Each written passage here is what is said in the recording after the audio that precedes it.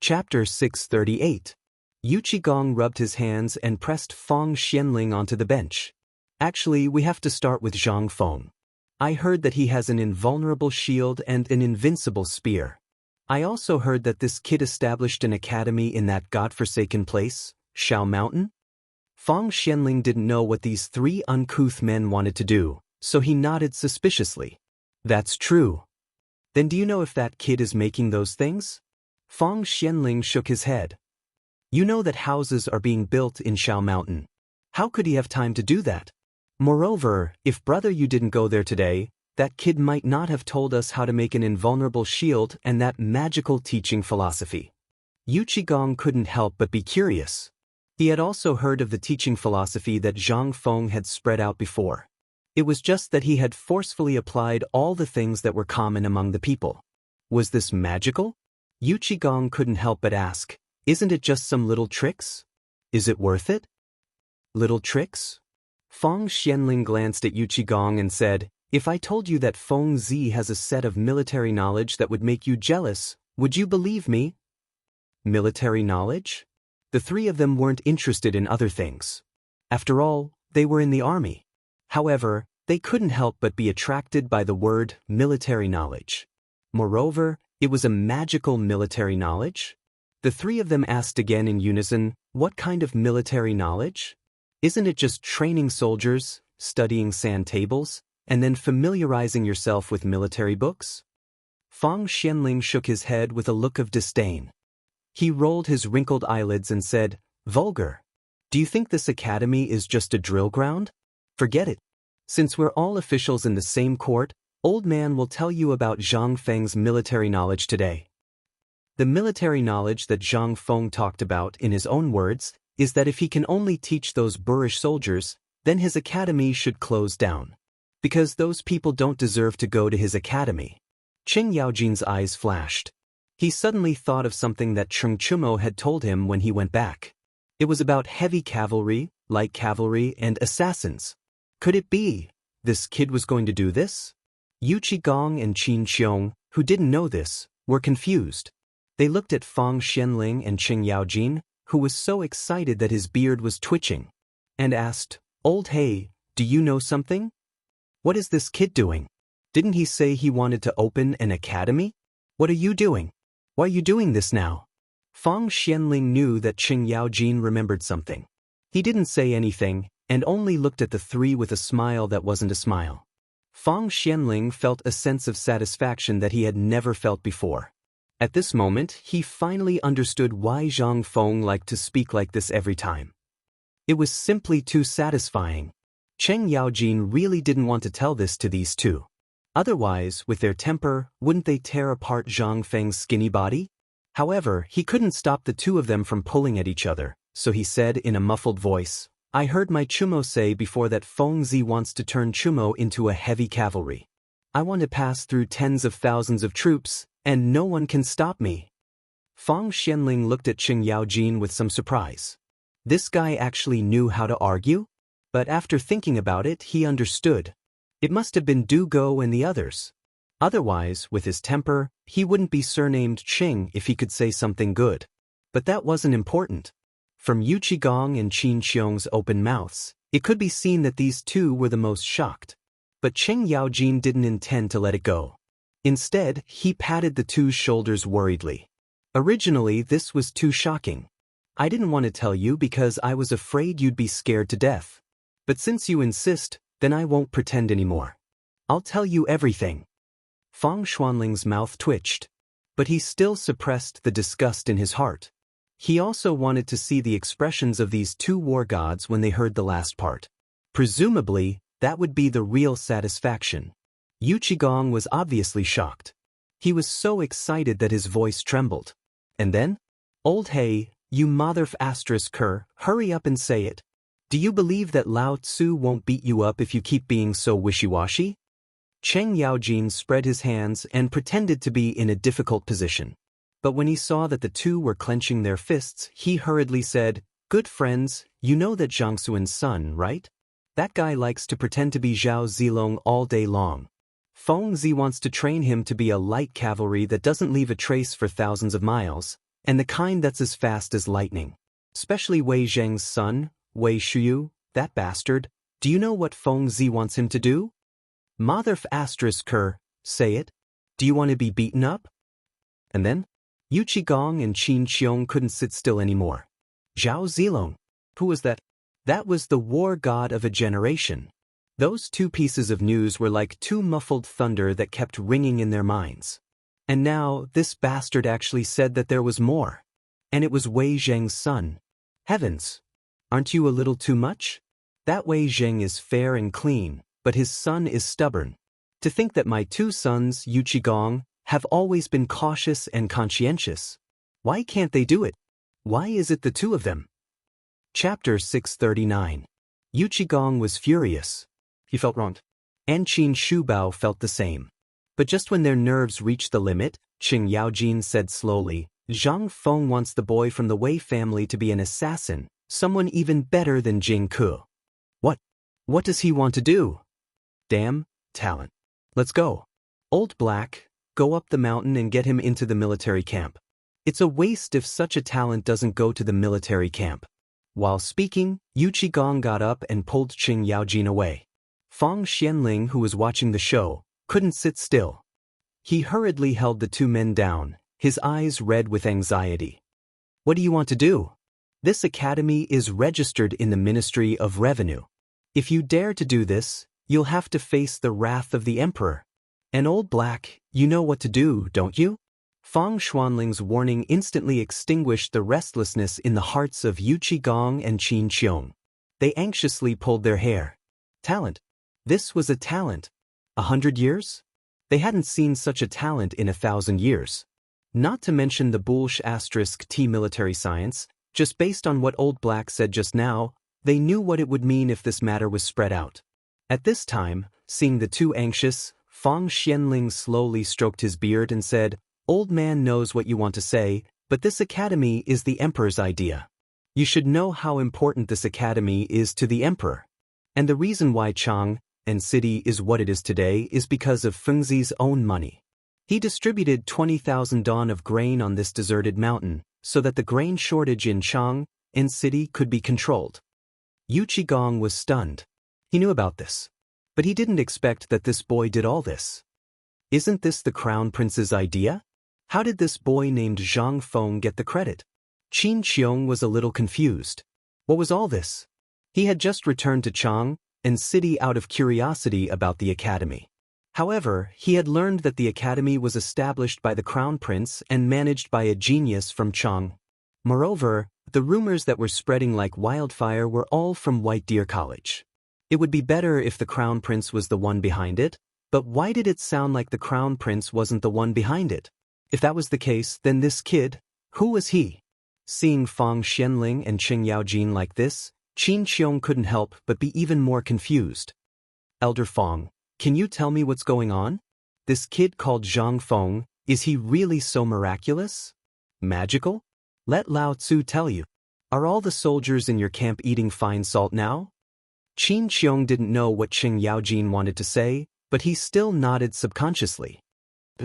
That's right, what do you think of this thing? Qing Yaojin knocked on the table. Old Hey, if you have anything to say, just say it.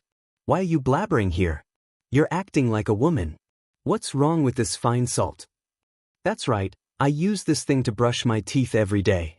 Don't tell me you're the one who made this thing? Yu Qigong was also furious. He wasn't a good-tempered person to begin with. He couldn't stand being watched by Fang Xianling and Qing Yaojin.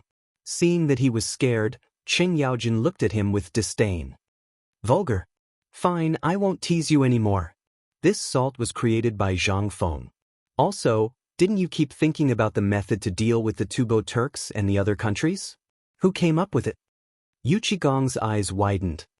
Are you going to say that this was all created by that bastard? Qing Yaojin nodded in front of Yu Qigong's shocked eyes. Yu Qigong only felt waves of pain in his head. His head hurt. It hurt a lot. Damn it, how could such a talent be wasted like this? No, he had to get this kid in his hands. Otherwise, he wouldn't be able to sleep well. Yu Qigong felt as if a piece of his flesh had been bitten off. He had only heard about the weapons and shields in the past, But what about now? The salt and the schemes were all created by this brat. How could the impenetrable shield and the spear be fake? Whoever told him that these were fake, he would definitely break that person's third leg. At this time, Qin Qiong was the same as Yu Qigong. This time, they came back because of the lack of food in the military camp. On the other hand, it was because of this impenetrable shield and this miraculous spear. This matter had already become a legend among the upper echelons of the military. At first, everyone just treated it as a rumor. But after meeting Qing Yaojin, he couldn't help but be surprised. This thing was actually real. But now, after hearing what Qing Yaojin and Fang Xianling said, he felt terrible. This was real. This was all real. It seemed that this time, no matter how big the riot at the border was, even if the Tubo and the Turks' allied forces were, as long as he had the shield and spear, he would not be afraid. What was there to be afraid of? Chapter 640. Yu Qigong and the other man could no longer sit still. Right now, the military camp was short of food, and the situation there was precarious. A war could break out at any time. At this time, after confirming that Zhang Feng indeed had such a divine weapon, how could the two of them sit still? They grabbed Qing Yaojin by the back of his collar and hurriedly ran out. Fang Xianling saw this and shook his head without saying anything. After all, Feng Zi had already said this. It would be strange if these people could sit still. Moreover, military science was indeed of great importance. How could he sit still? He also hurriedly got up and went to the imperial study.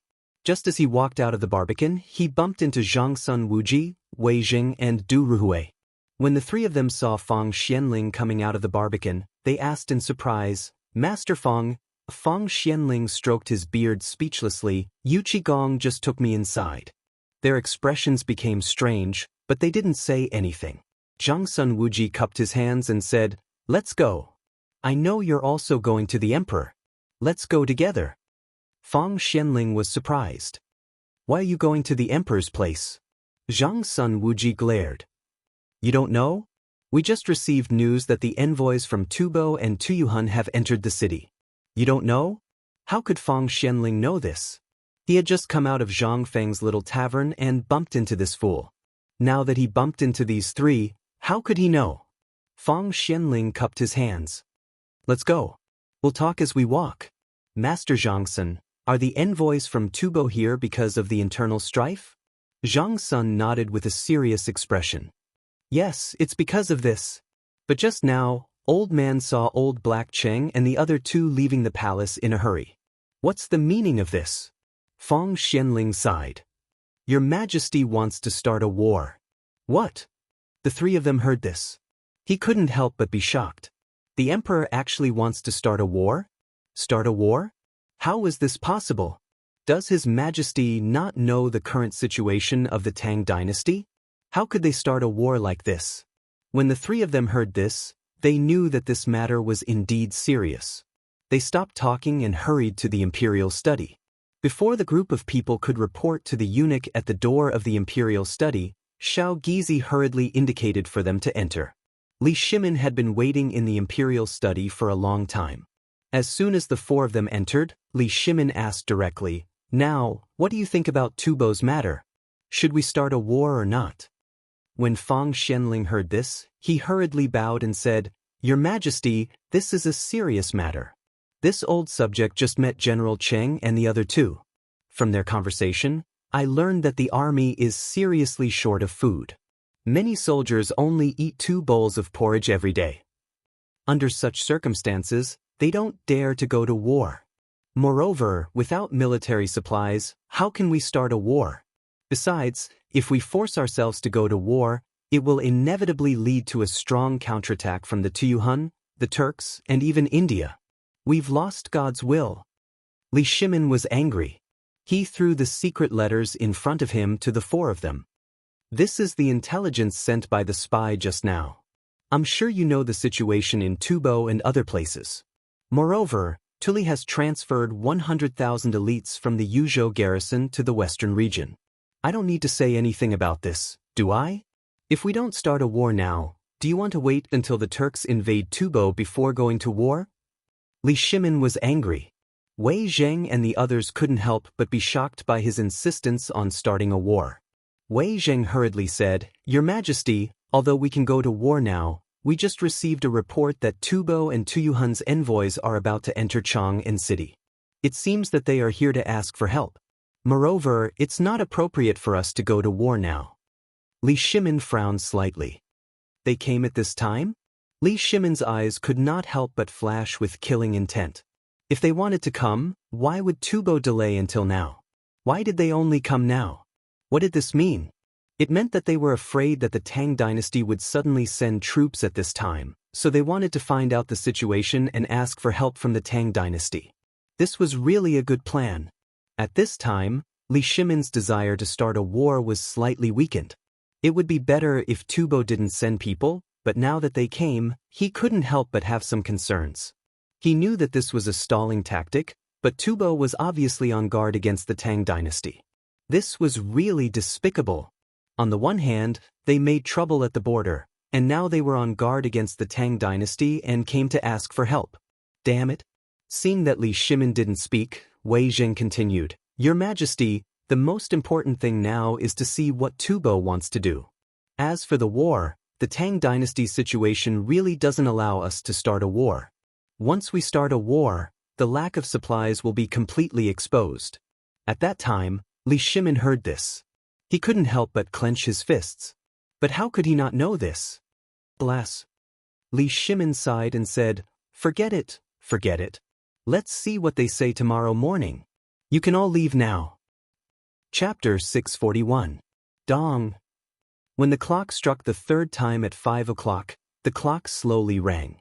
A sharp and cold voice sounded in the political announcement hall. "The emperor has arrived." As the voice fell, the officials hurriedly bowed and shouted in unison, "Welcome, Your Majesty." Under everyone's surprised gaze, Li Shimin slowly walked up the 8-step stairway to heaven. He sat on the dragon throne and waved his hand indifferently. At this moment, Li Shimin's condition was not good. After all, no one would be in a good mood after a night without sleep, let alone Li Shimin, who was about to be removed from his heart. Li Shimin's red eyes swept around indifferently. Then he said indifferently, "Do you have a report to present today?" "Your Majesty, this old official has a report to present." The moment Li Shimin's voice fell, Wei Zheng hurriedly stepped forward. Li Shimin waved his hand. Wei Zheng then said, "Your Majesty, yesterday, the envoy from Tubo, Naritu, and the envoy from Tuyuhan, Zhaku, have already settled down in the Honglu Temple. They are now outside the palace, asking to see Your Majesty."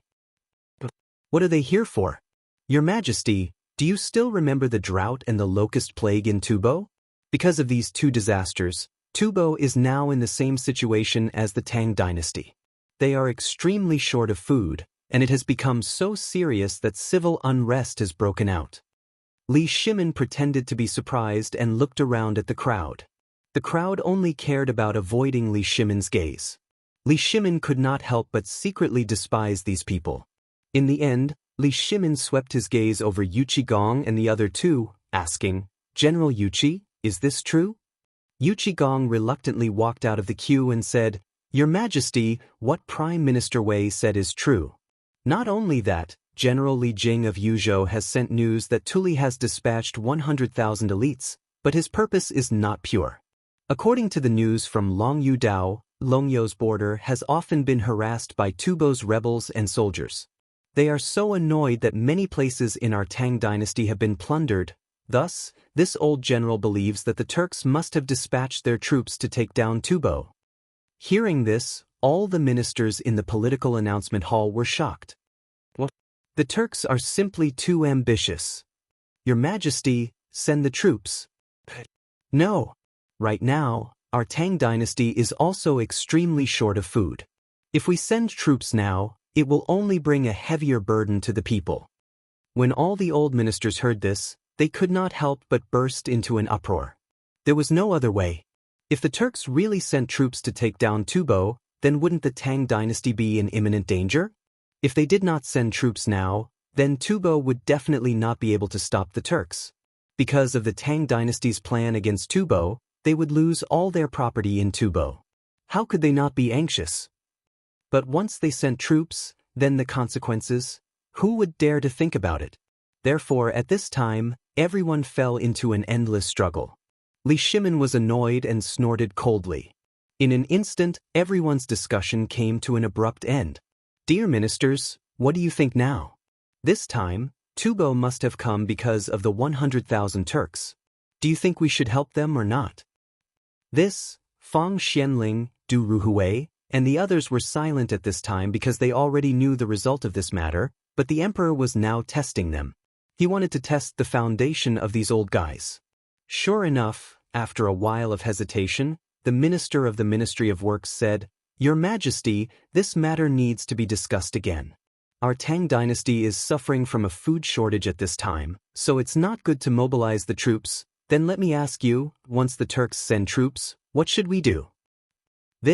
That person was speechless. At this time, the officials who had prepared some words could not help but swallow back their words. That's right. If we don't help, then once the Turks take down Tubo, the door of the Tang dynasty will be completely open to the Turks. At that time, the Turks will come and go as they want, and we will not be able to do anything to them. What should we do? This is a serious problem. At this time, another official said, Your Majesty, even if the Turks really take down Tubo, it does not mean that they will attack our Tang dynasty. Moreover, now that the Turks are also suffering from a plague of locusts, they should be more in need of food than our Tang dynasty. Cattle, sheep, and horses are almost out of food. How can they have the energy to start a war?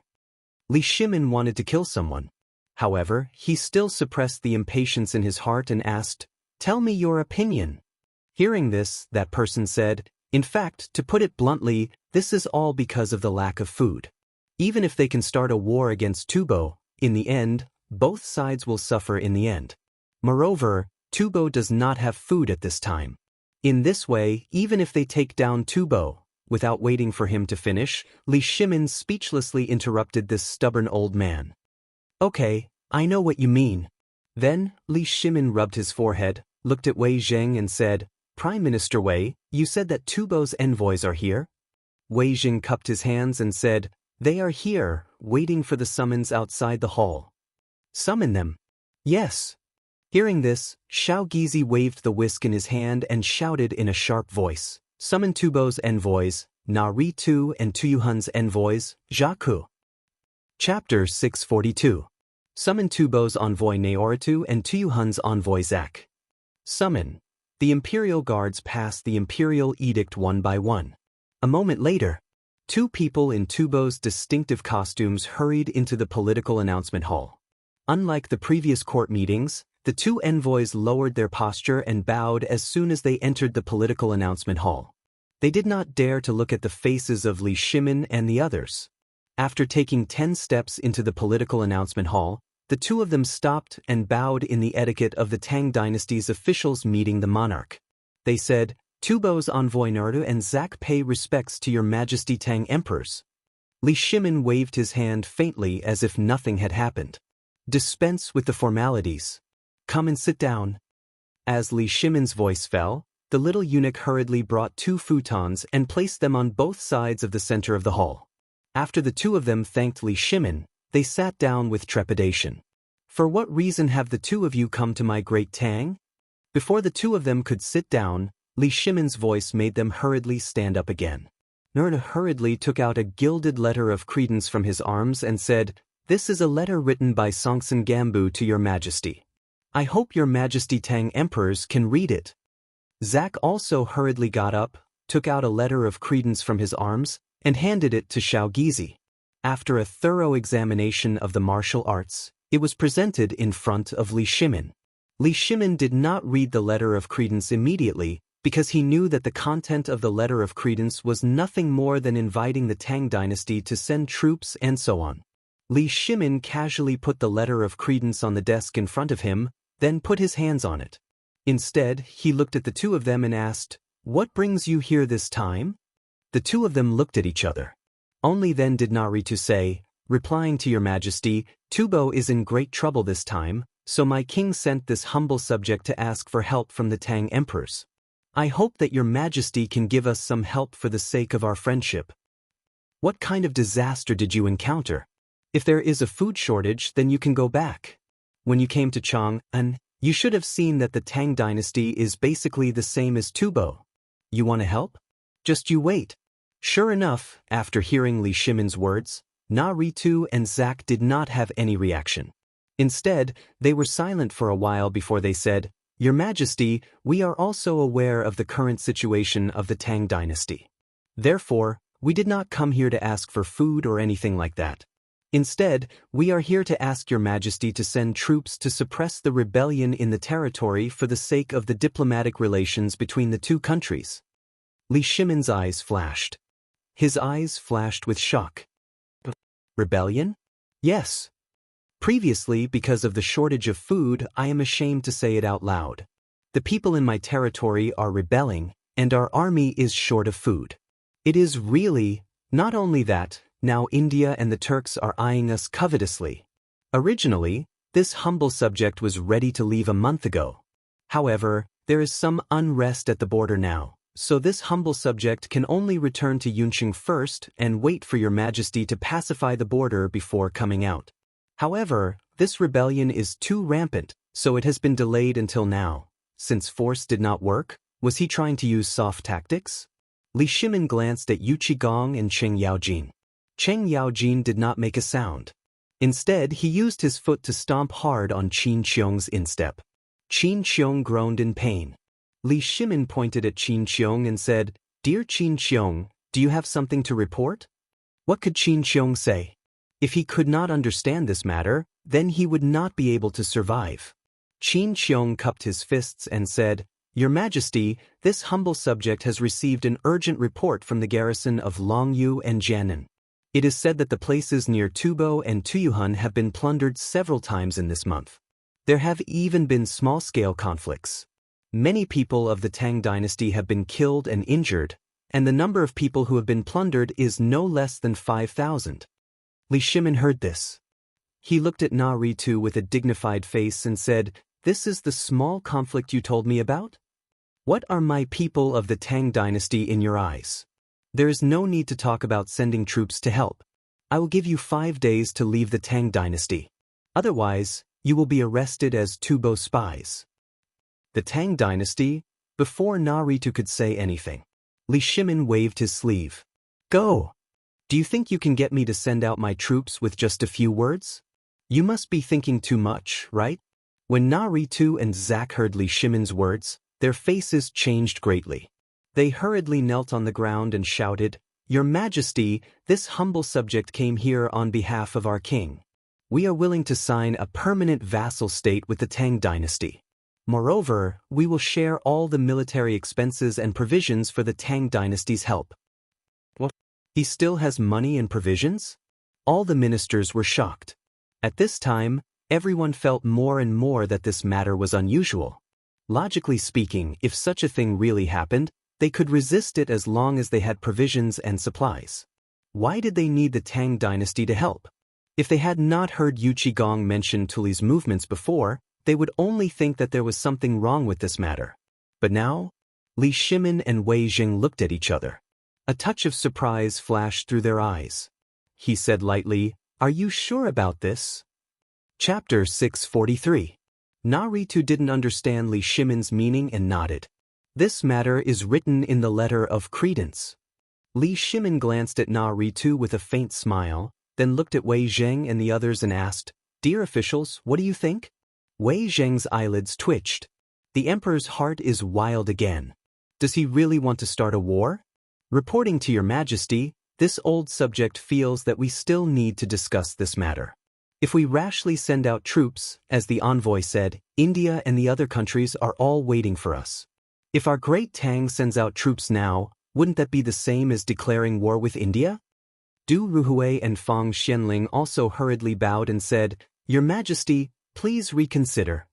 Seeing that these people had spoken, the officials in the court also hurriedly shouted, "Your Majesty, please reconsider." What a joke! They had a large family and a lot of businesses. At this time, because they had opened up trade with Shenla, Tubo, and other countries, they had more businesses. If they started a war at this time, then their losses would be really big.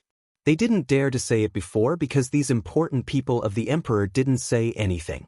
They didn't dare to be the first ones. But now that they had spoken, what should they do? They also hurriedly dissuaded. Li Shimin heard this and couldn't help but frown. However, he also knew that this matter couldn't be rushed. He waved his hand lightly and said, "You can stay in the Honglu temple for the time being. I know about this matter, but this is a serious matter. Let me think about it first. After 3 days, I will give you an answer whether it's successful or not." Na Ritu and Du Ruhui heaved a deep sigh of relief after hearing this. They hurriedly bowed and then left. After the two left, Li Shimin also didn't want to continue the morning court. He waved his hand and Xiao Gizi hurriedly said, "Court is dismissed." When everyone was slowly walking out, several little eunuchs called Wei Zheng and the others. When they followed the little eunuchs to the imperial study, Li Shimin was standing on the map and looking at it. When they entered the imperial study, Li Shimin pointed to the 2 opened letters of credence on the desk and said, "Take a look at these 2 letters of credence first." Hearing this, they picked up the 2 letters of credence and read them. The contents of the letters of credence were more or less the same. They just wanted to submit and ask the Tang dynasty to send troops to help them to suppress the rebels in their territory and resist the strong enemies who coveted them. As for the last clause mentioned in the map, it was not mentioned in the letter. It only said that if it was possible, the envoys could choose the best one, and it would be considered as their king's permission. What a sly old fox. After they finished reading it, they couldn't help cursing in their hearts. Fortunately, the emperor didn't agree just now. If he did, then it was this moment of hesitation that allowed them to save a large amount of military supplies. If what they said was true, their soldiers wouldn't have to go hungry anymore.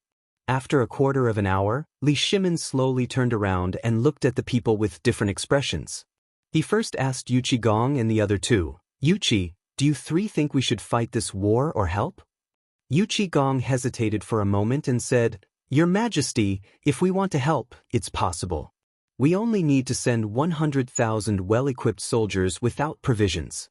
If what they said is true, then we will have at least 100,000 dawn of provisions left for our army." "I'm afraid," Yuchi Gong paused. Seeing that Li Shimin didn't say anything, he continued, "If we want to fight, I think it's really not appropriate to do it now." "But?" Li Shimin asked.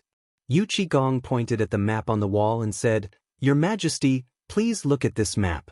If what the emperor said is true, then India and the Turks are attacking us from both sides. If Tubo asks us to help, they will definitely be on guard. If we take advantage of this opportunity to enter Tubo's rear and take Tubo, we will force Tubo into a life-and-death struggle. In this way, we will be attacking them from 3 sides. The most crucial thing is that we don't have any provisions. If we fight, we will be in danger of being completely wiped out. If something happens to these 100,000 soldiers, the Western Gate will be completely lost." Li Shimin's eyes turned cold at Yuchi Gong's words. They couldn't fight. This was a rare opportunity. If they didn't fight now, they wouldn't be able to find another chance like this in the future. Li Shimin looked at Zhang Sun Wuji and the others and asked, "Minister Zhang Sun, what do you think?" What could Zhang Sun Wuji say? If they fought now, it would definitely harm others without benefiting themselves. However, the emperor's attitude was so firm that he didn't know what to say. Since the emperor asked, he could only bite the bullet and say, "Your Majesty, this old subject also thinks that we can help, but we can't fight this battle." Li Shimin was completely speechless. They couldn't fight all of them. Was the army he had deployed at Longyu Road just for show? He didn't dare to do this, he didn't dare to do that. What else could he do? Li Shimin was a little frustrated. He waved his hand and said, "You all are dismissed. Let me think about it." Chapter 644. Zhang Feng had been very busy these days. He was so busy that his heels were barely touching the back of his feet. He had found more than a dozen craftsmen to make an ordinary compass. They had talked until their mouths were sore, and they had even drawn the required items on a wooden board. The craftsmen were still not satisfied with the result. A few triangular boards were crooked. Zhang Feng had no choice but to spend a large sum of money to buy a batch of rice paper and cut it into the required size. Then he used a thin bamboo stick to burn it with an oil lamp to make a simple pencil. He used a small knife to sharpen it and mark it on the paper. It took him at least a day to make the templates for the triangular boards, compasses, and other things. He had wanted to make them out of iron or glass, but how could the craftsmen of this time do that? So he could only settle for the next best thing. However, as he gave up again and again, these craftsmen, who were called the best carpenters in Chang, in city except for the Ministry of Works, could not make them. At this moment, just as Zhang Feng was worrying, the housekeeper of the Zhang mansion knocked on the door of the small tavern in a hurry. Son-in-law, son-in-law. Zhang Feng's face darkened when he heard that, but he still opened the door. What's the matter? Call me Zhang Feng or Prince Zhang. Can you not call me son-in-law? The old housekeeper smiled honestly. Yes, son-in-law. Zhang Feng was speechless. What's the matter? Old master heard that son-in-law is looking for skilled carpenters in the city, so he specially asked me to ask if you have found any. If you haven't found any, the Zhang mansion has taken in a carpenter who used to work for the Ministry of Works. Zhang Feng's eyes lit up when he heard that. The Zhang family had been operating in Chang and city for many years and had some contact with the palace. In terms of connections, they must be much better than those old soldiers. Plus, this person used to work for the Ministry of Works. What did that mean? Zhang Feng could not help but ask, where is this person now? As he spoke, Zhang Feng hurriedly welcomed the steward into the house. When he saw the steward sitting down, the steward was so scared that his entire body was trembling. This was the marquis who was famous in Chang, and at this time. How could the officials bear to be welcomed by the marquis in person? He hurriedly sat down and said, Young master, this old carpenter is currently renovating the old house in master's hometown, Lantian. If you think it's okay, I'll go to the old house and invite him over for you. No need, no need. Zhang Feng rubbed his hands. Lantian isn't far from Shao Mountain. How about this? I'll give you these blueprints. I'll have to trouble you to personally make a trip to Lantian and see if the old craftsman can make it. If he can, send him directly to White Deer College in Shao Mountain. If you can't do it, how about we think of another way?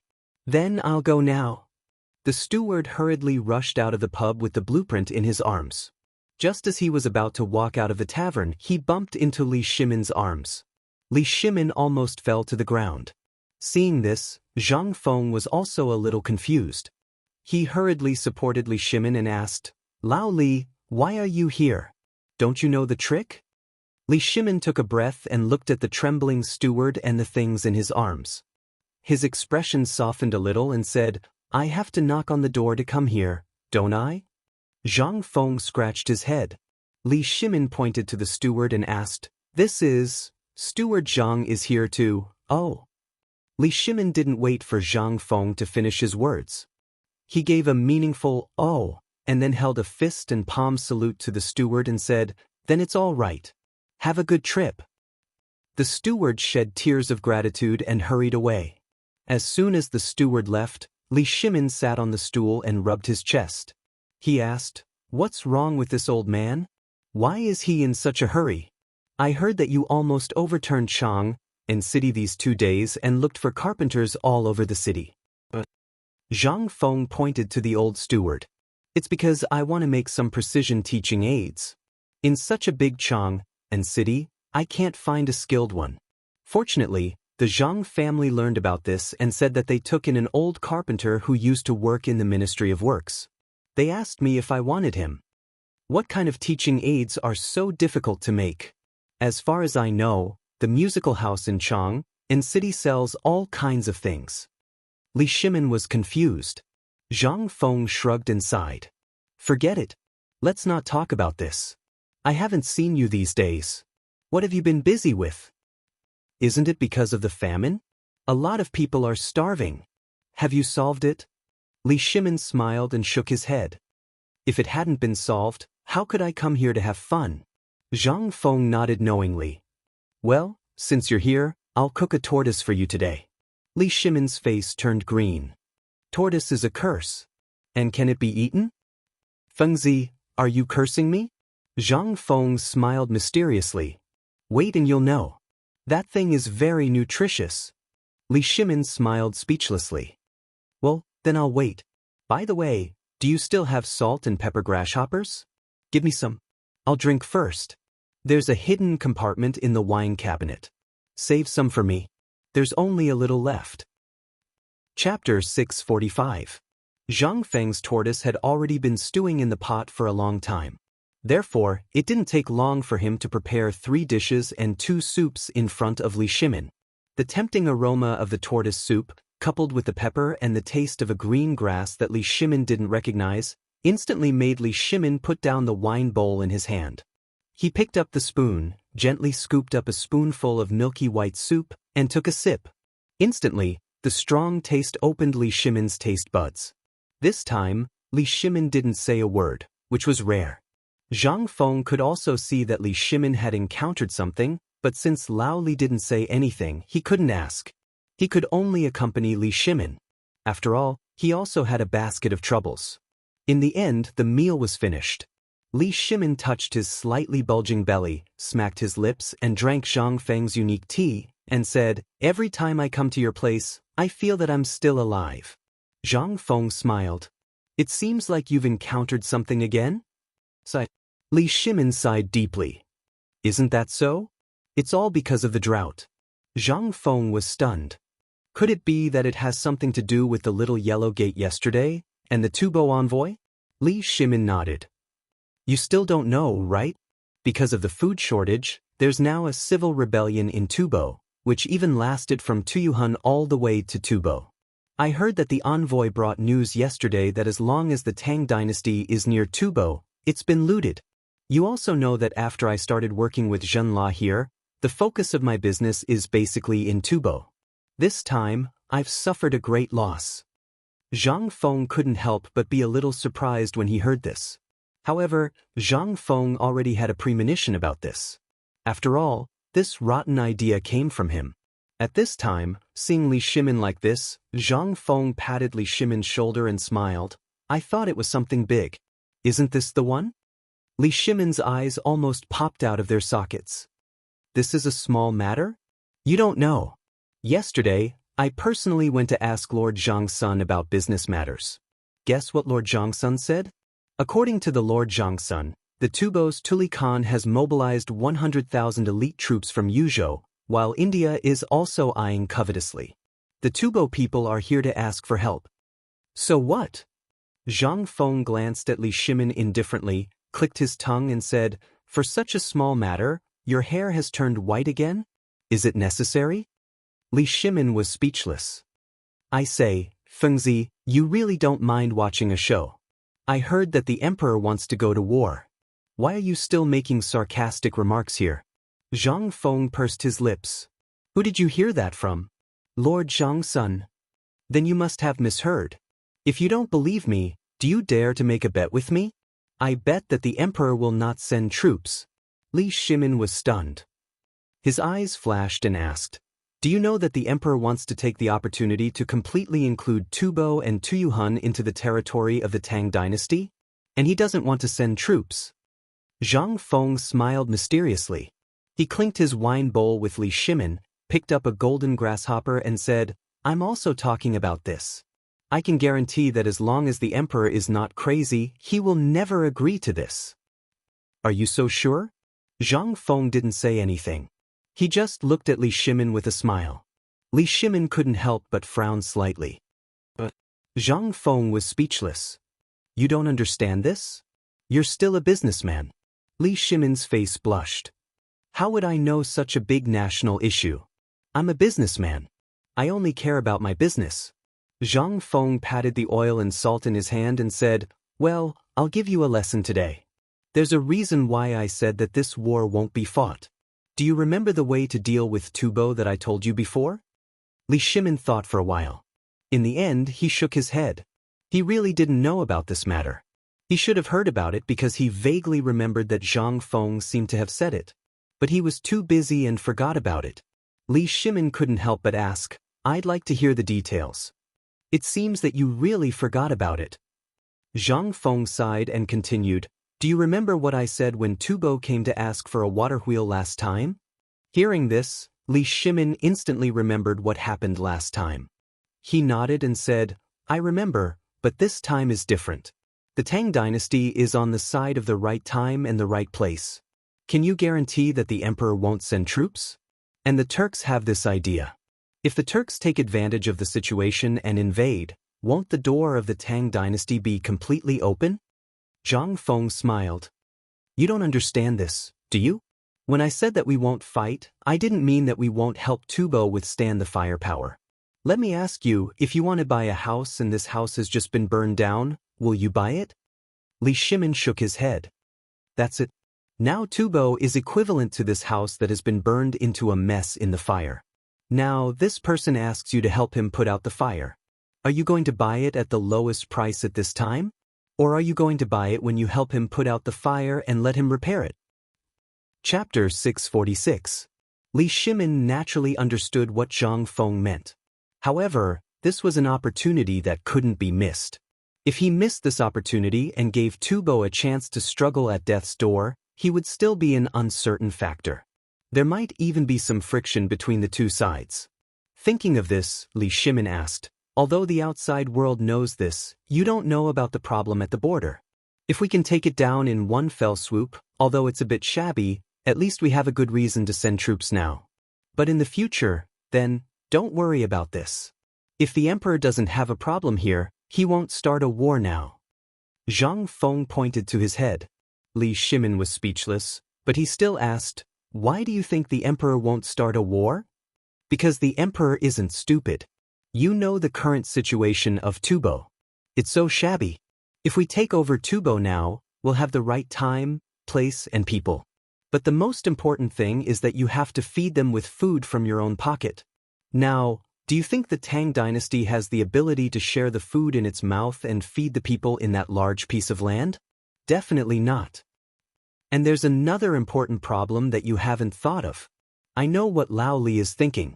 After all, your main business now is Tubo. You'll profit the most if you take over Tubo. But have you ever thought about the current situation of the Tang dynasty? Li Shimin didn't even think about it. There's a shortage of food. Zhang Feng patted Li Shimin on the shoulder. There's a shortage of food. Think about it. Now, there's a shortage of food everywhere in the Tang dynasty, let alone in the army. The army is basically stationed at the border of the barren land. Now, Chang and city has just solved the problem of food and clothing. Do you think the barren land at the border will be better? Li Shimin couldn't help but understand. Why would Qing Yaojin, Yu Qigong, and the others, who had always been warlike, retreat at this time? It turned out that they lacked food. However, Li Shimin still couldn't figure it out. He asked, if we miss this opportunity, won't it be difficult for Tubo to fight again? After all, I heard that Tubo is here to pledge allegiance. What is this? Zhang Feng didn't even think about it. After all, there wasn't much in the future except for television. The more he saw, the more he understood. Although Zhang Feng didn't remember much about this kind of military novels, he could still vaguely remember some things about it. Zhang Feng thought for a moment and said, actually, this thing is very simple. If you really want to take it down, you can do it at any time. Li Shimin pursed his lips and looked at Zhang Feng rolling up his sleeves and putting his feet on the stool. It was obvious that this guy was about to start showing off. However, Li Shimin also wanted to know what this kid was capable of. Li Shimin took the opportunity to ask, then tell me, if this thing is over, how should we deal with it? Zhang Feng heard this and patted Li Shimin's shoulder. Lao Li, you don't understand this, right? Let me explain it to you. First of all, it's definitely not possible now. I said it last time, and I'll say it again this time. When that piece of junk comes back, you'll have to mend it. Also, this piece of junk might not follow you wholeheartedly. It's like a dog that can't be fed well. What do you want it for? Then how do we deal with it? According to your method, won't it be even more difficult after this famine? Li Shimin asked in surprise. Zhang Feng smiled slyly. If I say you don't understand this stuff, then you really don't. If you say you don't understand, then why are you still talking here? Isn't it good to do your business properly? Li Shimin's mouth twitched. Isn't it because I don't understand that I have to ask? Otherwise, if there's a big change, won't my business be the first to be affected? When that time comes, I'll be easily affected, and you'll also get less money, right? Also, you need money everywhere now. Li Shimin's words poked Zhang Feng's sore spot. Zhang Feng couldn't help but sigh. Aya, look at you, why are you talking about this stuff out of the blue? Zhang Feng waved his hand and said, let's not talk about this first. As long as I'm here, you'll be like the turtle in the pot, eating a weight, and you'll be safe. Li Shimin suspected that Zhang Feng was scolding him again, but he still couldn't find any evidence. At this time, Zhang Feng continued, actually, to put it bluntly, it's just that the Tang dynasty isn't strong enough. Look, from the current situation around the Tang dynasty, you can see this point. The Goguryeo in the north, the Shirwei in the east, the Japanese pirates, the Turks, and so on are all hidden dangers. Now, there's also India. But these are all small problems, and the most important thing is still that dashi. Dashi? Li Shimin was dumbfounded. What does this have to do with dashi? Zhang Feng stared and said with a faint smile, it doesn't have anything to do with it, but this is only temporary. After the meridians of the western regions are opened, the reputation of the Tang dynasty will spread far and wide. This dashi, which is on par with the Tang dynasty, will come to touch the Tang dynasty. Chapter 647. And there is a natural barrier between the Tang dynasty and dashi. Li Shimin narrowed his eyes. A map of the territory of the Tang dynasty instantly appeared in his mind. He said, you mean Tubo? That's why I said it's not the right time to make a move. At this time, once we take Tubo, it will be easier to attack the city than to defend it. You know the current situation. If we recuperate while rescuing them, and then spread out the spies we have in Tubo to form an intelligence network, Li Shimin was shocked. Based on the intelligence reports, the 3,000 or so people that had been sent out before had grown into tens of thousands. Furthermore, these people were all loyal to the spies. These 3,000 people were all distant relatives of the various high dukes. In terms of loyalty, there was generally no problem. But now, Zhang Feng was going to make a move on these spies? Finally, Li Shimin finally understood why Zhang Feng had planted so many spies so early and didn't intend to take Tubo in the end. It turned out that this was the reason. Li Shimin suddenly thought of something and hurriedly asked, did you think of so many things from the beginning? Then you deliberately spread these 3,000 spies out, let them develop freely, settle down in Tubo, get married, and develop your subordinates? Zhang Feng's face was a little red. More or less. Seeing this, Li Shimin, he couldn't help but be stunned. How did you do it? How long has it been since the outbreak of the drought and we went to Tubo for help? And so many things have happened during this time. How can you calculate so accurately?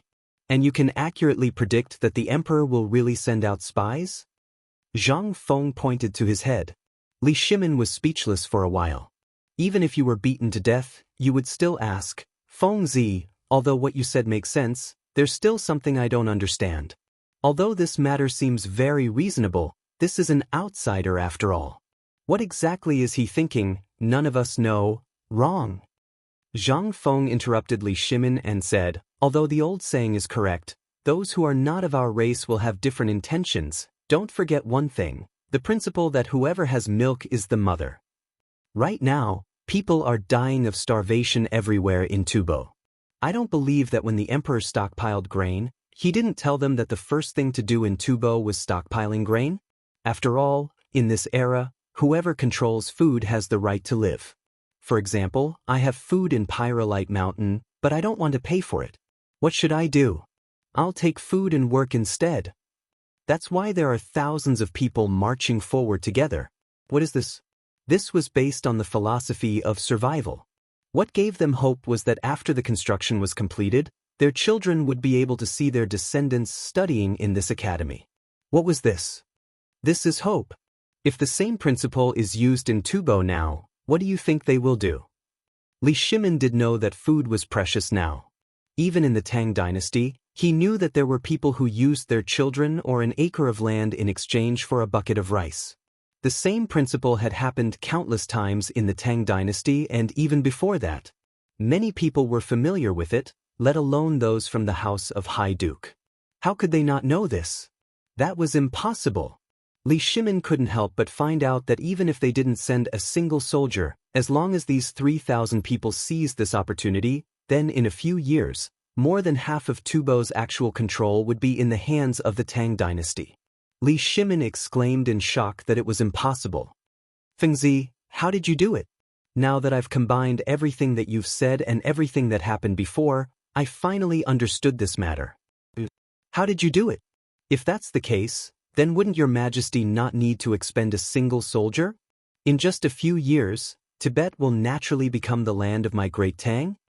Zhang Feng smiled contemptuously. With your brain, you only know how to do small business. Do you know why I let your son come to the academy? Although Li Shimin was despised, he also admitted that Zhang Feng's plan was vicious. This was the most vicious plan to exterminate a family. Although he knew that Zhang Feng wanted to exterminate his family, Li Shimin couldn't help but tremble after thinking it through. Whoever dared to be targeted by this guy was simply... Li Shimin started to sympathize with Tubo. However, Li Shimin still asked curiously, Fengzi, what you're saying now seems to be somewhat different from the national policy you mentioned before. It seems to be a bit like the shadow of the Zhuge Testament? Zhang Feng looked at Li Shimin in surprise and said, Oh, I couldn't tell. When did Lao Li start to study military books? Li Shimin realized that he had let the cat out of the bag. He laughed and said, Didn't you say that you were going to teach them about heavy cavalry? I had nothing to do, so I read military books. Zhang Feng nodded and then shook his head. That's right, this is indeed a military book. However, what you said is not complete. This is the foundation of White Deer College. Lao Tzu not only wants to teach 9 scholars, but Lao Tzu also wants to cultivate 9 generals. This is the treasure of my college military studies. Chapter 648. What kind of person could think of such a thing? As for what Zhang Feng said about the treasure of the academy, the 9 imperial scholars, and the 9 generals, he automatically ignored it. This kid just liked to show off. But he was not sure. After all, what Zhang Feng said just now was too terrifying. Although he admitted that Zhang Feng was talented, how much could Chung Chumo and the others learn? It would be good if they could learn a little. However, he was still deeply attracted by the magical military science.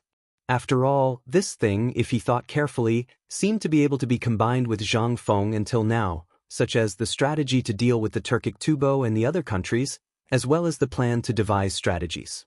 Although it seemed to be national policy, it was very similar to this so-called military science.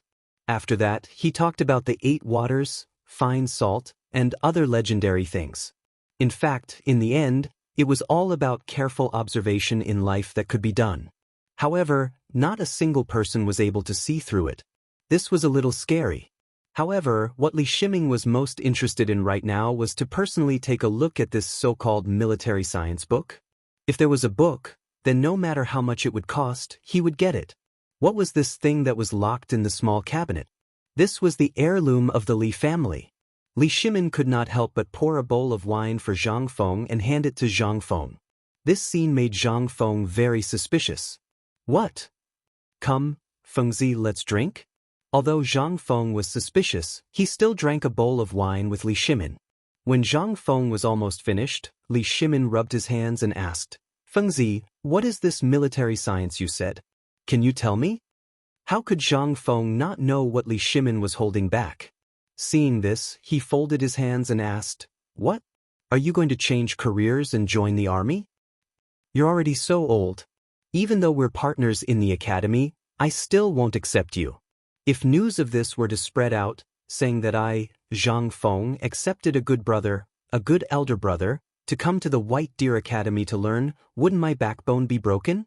Well, no, I just want to hear it. Isn't it because I have nothing to do after drinking? Let's just take it as a toast. Moreover, giving pointers to the world and drinking together, what a wonderful thing this is. Zhang Feng heard this and felt that it made a little sense. He smacked his lips and pointed to the kitchen. You want to hear it? There is a pot of braised meat on the stove. Go get it, I am brewing it. Before Zhang Feng finished speaking, Li Shimin got up and rushed into the kitchen. If others were to see this scene, they would be scared out of their wits. The emperor was actually in a small tavern, and in a small tavern in Chang, and city at that, being ordered around by a shopkeeper.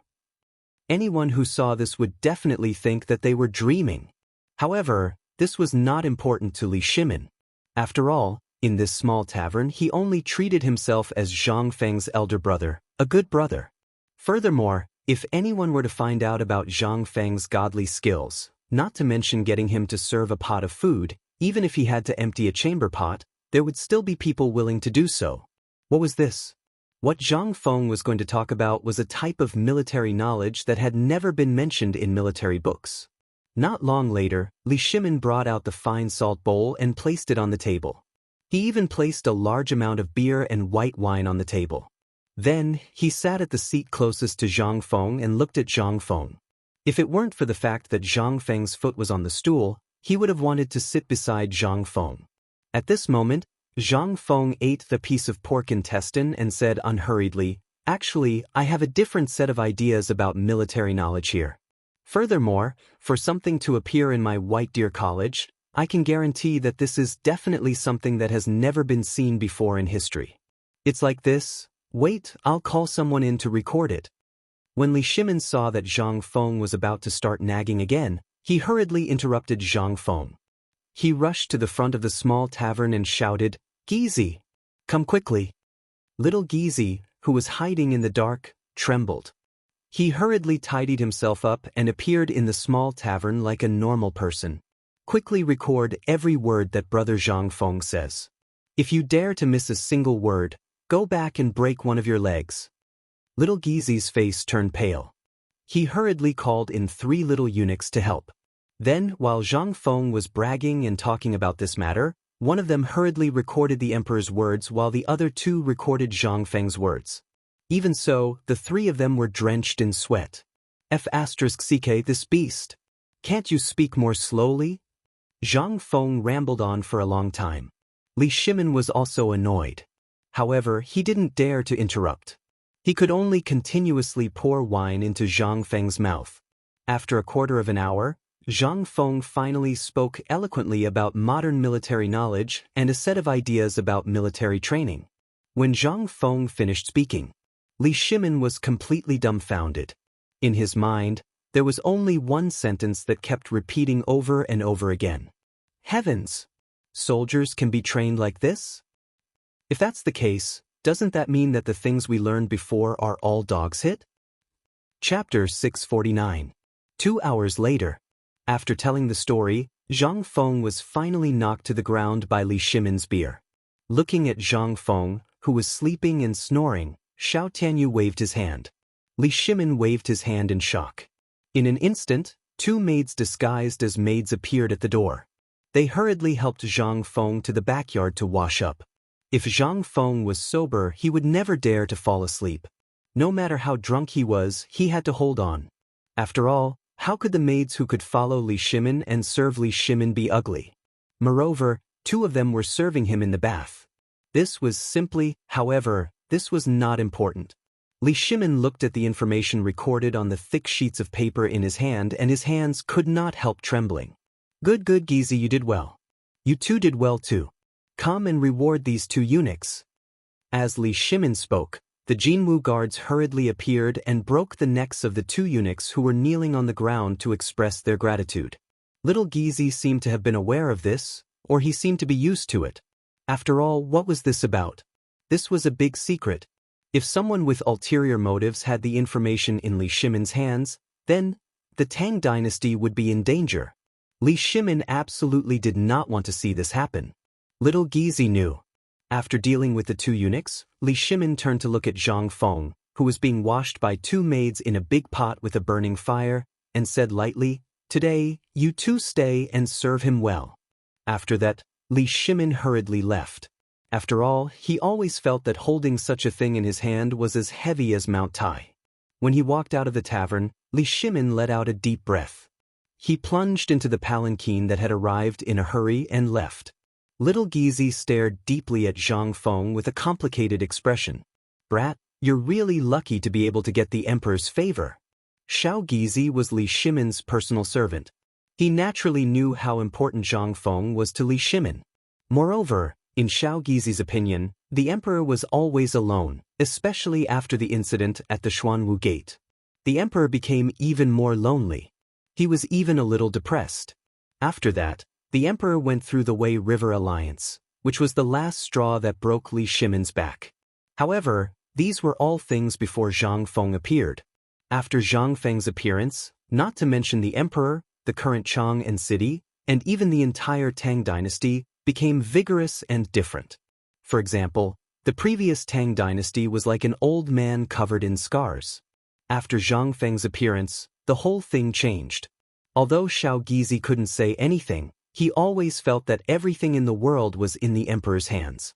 Xiao Gizi gently closed the door of Zhang Feng's tavern, told a Jinwu guard to guard Zhang Feng all night, and hurriedly followed Li Shimin's palanquin. In the palanquin, Li Shimin looked at the things in his hands again and again, as if he wanted to engrave every word Zhang Feng said in his mind. He was born in the army. For the first 12 years, he was the Prince of Qin, the young Master Li that everyone envied. Since the Taiyuan Rebellion, he had become the Prince of Qin that everyone feared. It could be said that he spent the first 10 years of his life studying all kinds of ancient books. Then, for the next 10 years, he spent his days on horseback killing people or studying military books. It was only after the Black Tortoise Gate that he truly became an emperor. However, he still had the temperament of a soldier in his bones. He knew all the training methods in the army like the back of his hand. But what did he see today? He actually saw a military training concept that he had never seen before. Cold resistance, diving ability, running with weights, rapid marching, lying on wooden stakes, and so on. What were these? Although it seemed to be useless in a military camp, in his impression, didn't soldiers train and fight on the drill ground? However, in Zhang Feng's military training book, he faintly felt that fighting was secondary. The most important thing was the arrangement of the formation, the overall combat ability of the team, and the individual ability. Although these seemed a little strange, after Li Shimin thought about it carefully, he was shocked to find that if he used 100 soldiers to train according to this method, they would not be able to do much. At that time, they would not need any formations. They would only need to use the formations that they had trained to cooperate with, and they would be able to charge and kill 1,000 top-notch veterans. The result would be a complete victory for these 100 people. Li Shimin couldn't help but be aghast. There weren't many soldiers who had fought. If he counted all the soldiers in his mind, there would be at most 300,000 soldiers. Moreover, they were spread all over the north, Yuzhou, Longyu, and other places. If all the people in the military camps learned this thing, then Li Shimin didn't dare to think about it. He was shocked to discover that if those 100,000 soldiers were trained according to Zhang Feng's training method, they would only need 3 months of hard work. 300,000 soldiers could be used as 800,000 or even 1 million soldiers. Moreover, what was more terrifying was that Zhang Feng hadn't mentioned his impenetrable shield and his invincible spear. If he added these, then... Chapter 650.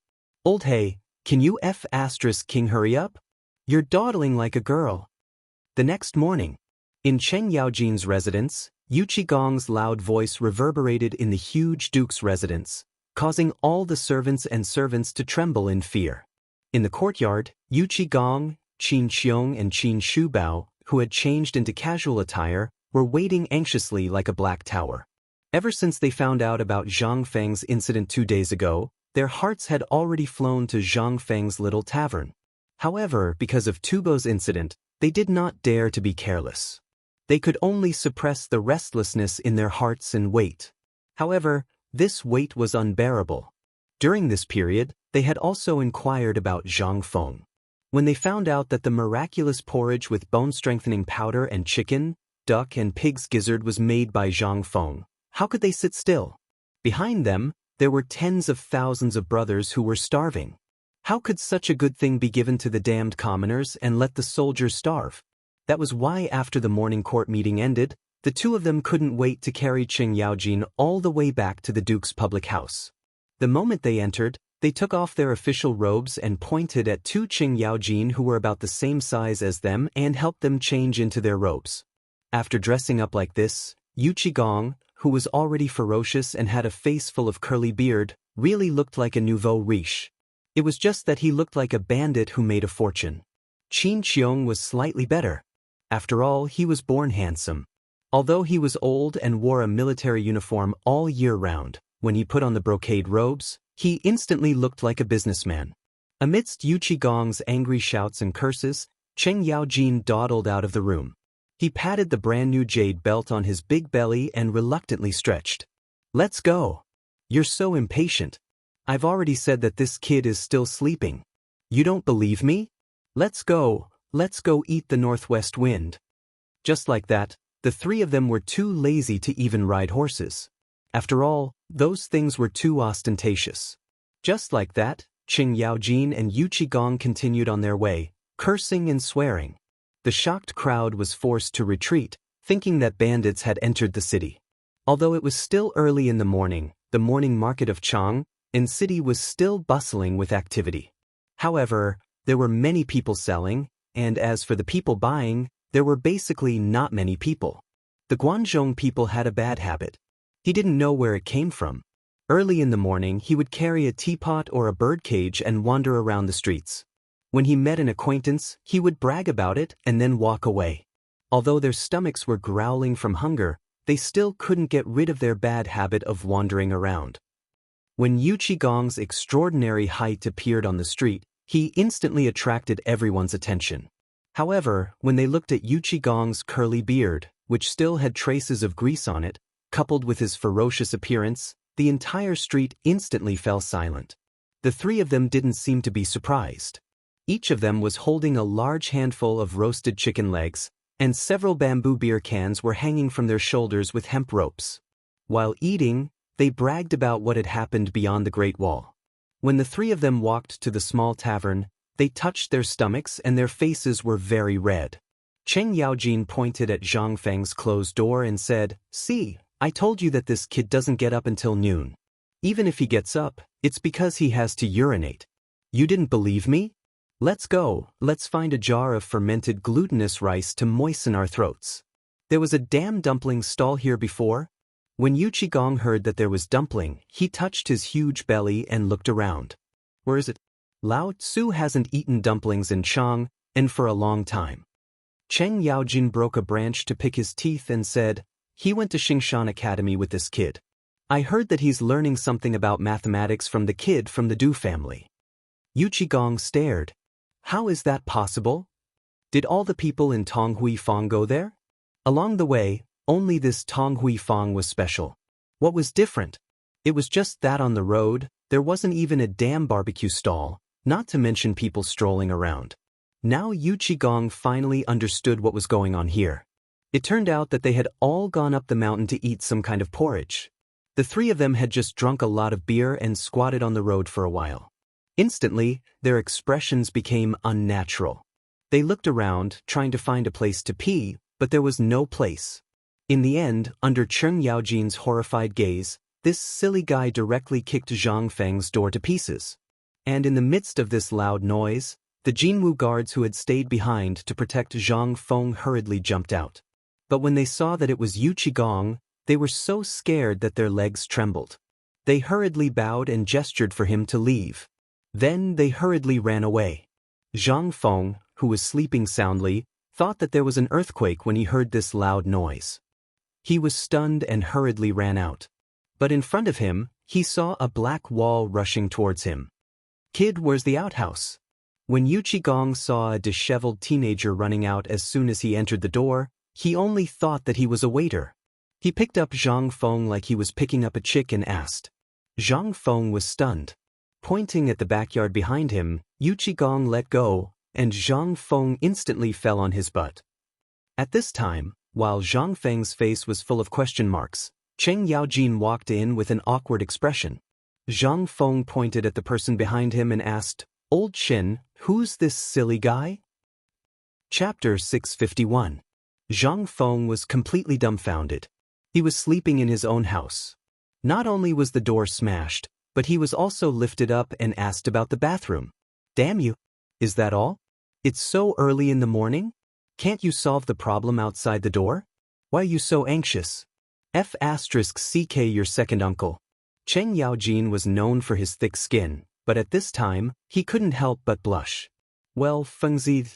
Well, you can call him Old You. Oh, by the way, let me introduce you. This is Old Qin. How could Zhang Feng care about this now? His mind was full of that silly girl. He couldn't help but feel angry now. He casually greeted the two of them, then hurriedly went into the bedroom, ready to put on the clothes of the Great Confucian and come out to show off. Qin Qiong was also a little dumbfounded. Seeing Zhang Feng enter the bedroom, he pointed at Zhang Feng and asked, "The person you are talking about, is he?" Cheng Yaojin was speechless. He looked at Qin Qiong and said, "What do you think?" This time, Qin Qiong was also speechless. Let's not talk about this for the time being. Let's talk about Zhang Feng. After being drunk by Old Li yesterday, he didn't know what was going on. Just now, he heard a loud noise and walked out of the door in a daze. Then he met such an idiot. Now, he didn't feel sleepy at all. When he returned to the bedroom again, he was completely stunned. He saw two beautiful women standing in front of his bed. Although the two of them were wearing servant girls' dresses, they still couldn't hide their graceful figures and their charming faces. Although the Tang dynasty advocated the beauty of plump bodies, it was all because they didn't have enough to eat before. Therefore, in order to show the wealth of the Tang dynasty, Li Shimin said that plump bodies were beautiful and let the world see the wealth of the Tang dynasty. It was all because of this year's locust plague that they started to take shape. But now, because of Zhang Feng's appearance, Li Shimin seemed to have forgotten about the beauty of plump breasts. After all, who would like a fatty? There was no one. Looking at these two women, although they couldn't compare with Jingshu or Zhang Yuyao, they were still rare beauties. But why would these two women appear in his room? What was going on? Zhang Feng was dumbfounded. When the two women saw Zhang Feng looking at them in a daze, they couldn't help but lower their cheeks and perform the palace etiquette. Servant Little Yao and Yao Hong greet Prince Zhang.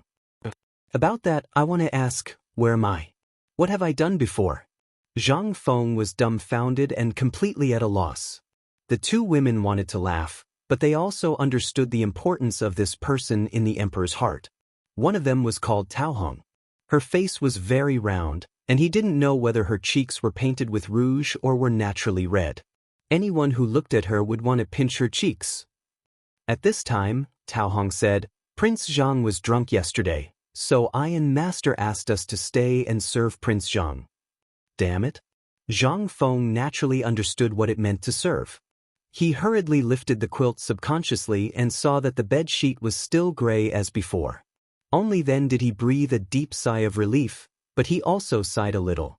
Didn't they say that if the people of the Tang dynasty were served by maids, it meant Mother F***ker? All these history books and novels are F***king liars. Under the strange eyes of the two women, Zhang Feng sat on the bed and said embarrassedly, "Well, do you want to stay? Or go back?" "Of course, we want to go back." Tao Hong pursed her lips, held back her laughter, and said, "Of course, if young master wants us to stay and serve you, my master will also agree." There was such a good thing? Brother.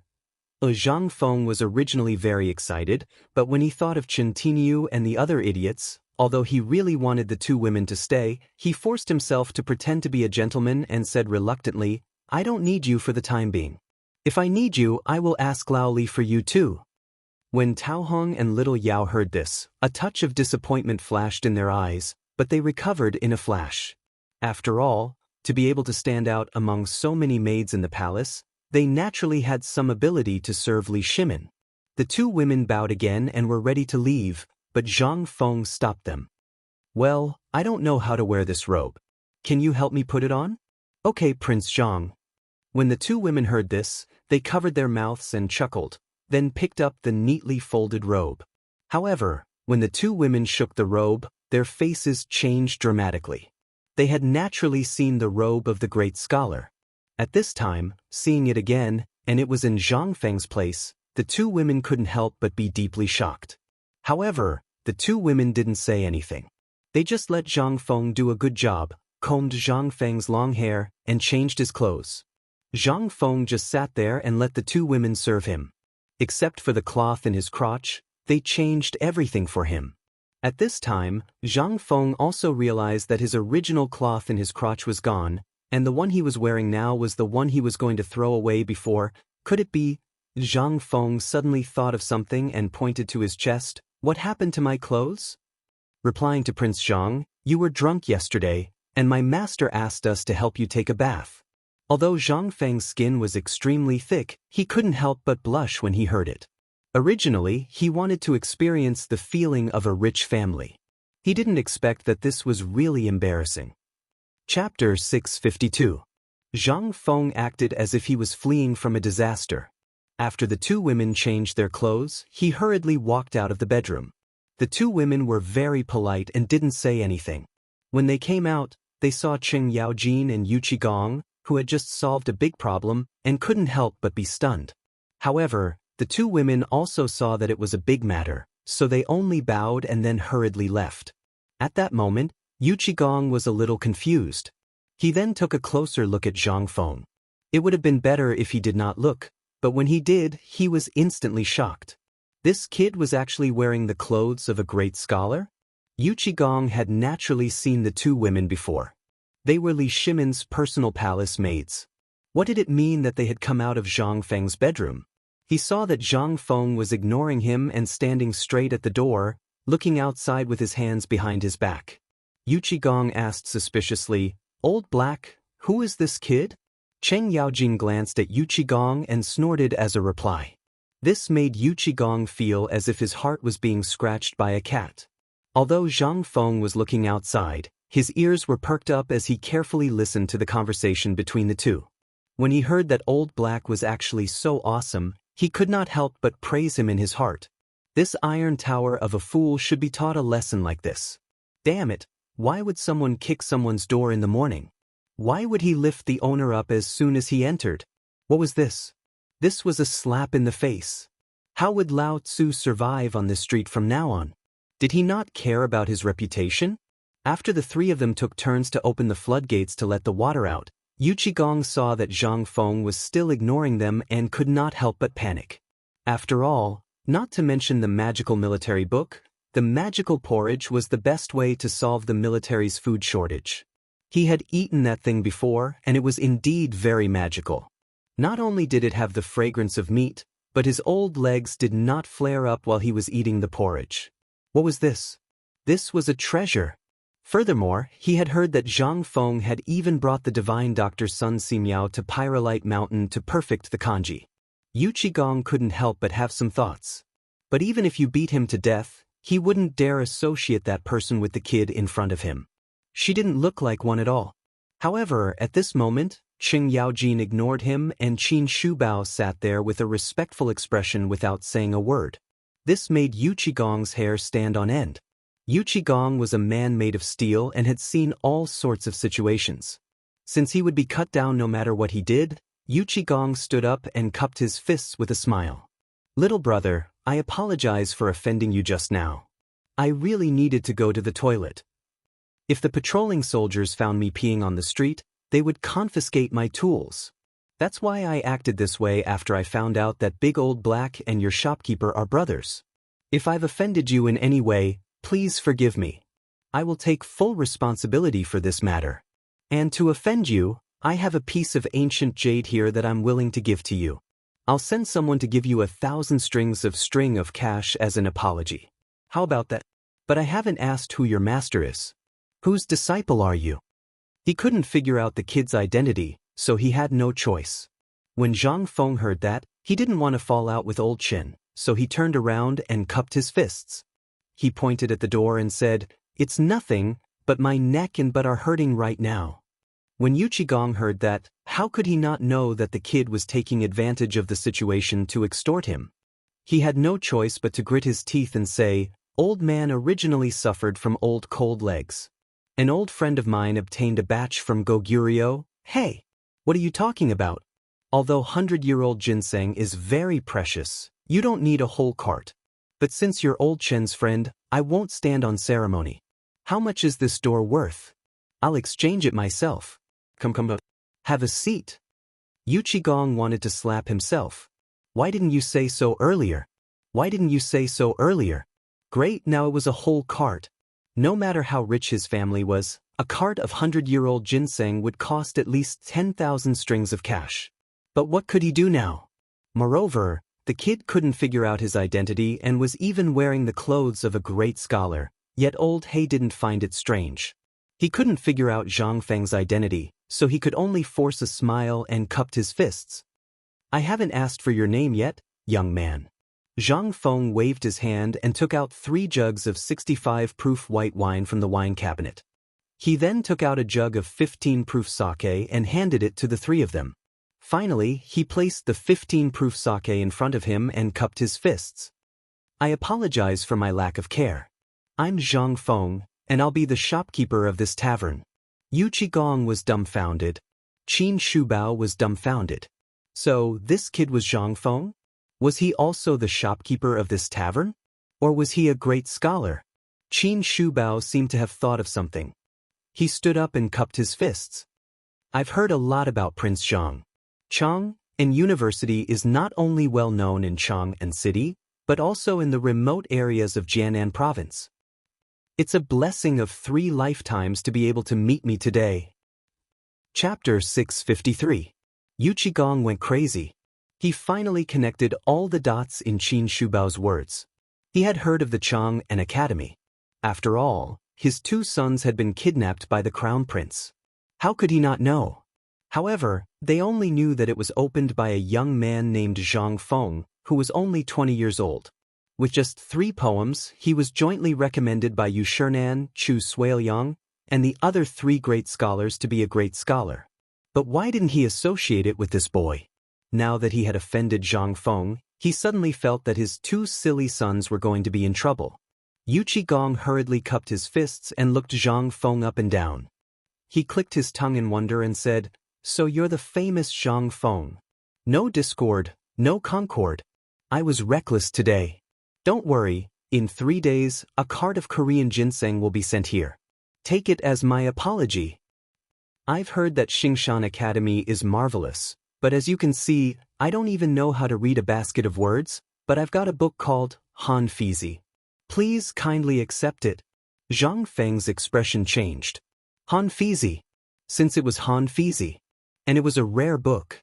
In the future, Han Fizi could only be summarized from rumors and words of various dynasties. The real Han Fizi had long disappeared in the long river of history. Although he didn't know if this Han Fizi was Han Fizi's original work, it would be a good sign in the academy. What did the ancient academies compete with? They competed with the talents in high school and the number of books they collected. And what did they compete with in the collection of books? It was these rare books, the only books. This was especially true for rare and one-of-a-kind ancient books from before the Qin dynasty. After all, that was an era that people yearned for, and everything now basically evolved from those works. For example, Sun Tzu's Art of War and so on. Zhang Feng hurriedly said, "Thank you for your gift, old you. I'll remember this favor. If you need me in the future, just let me know." Yu Qigong couldn't help but be overjoyed when he heard this.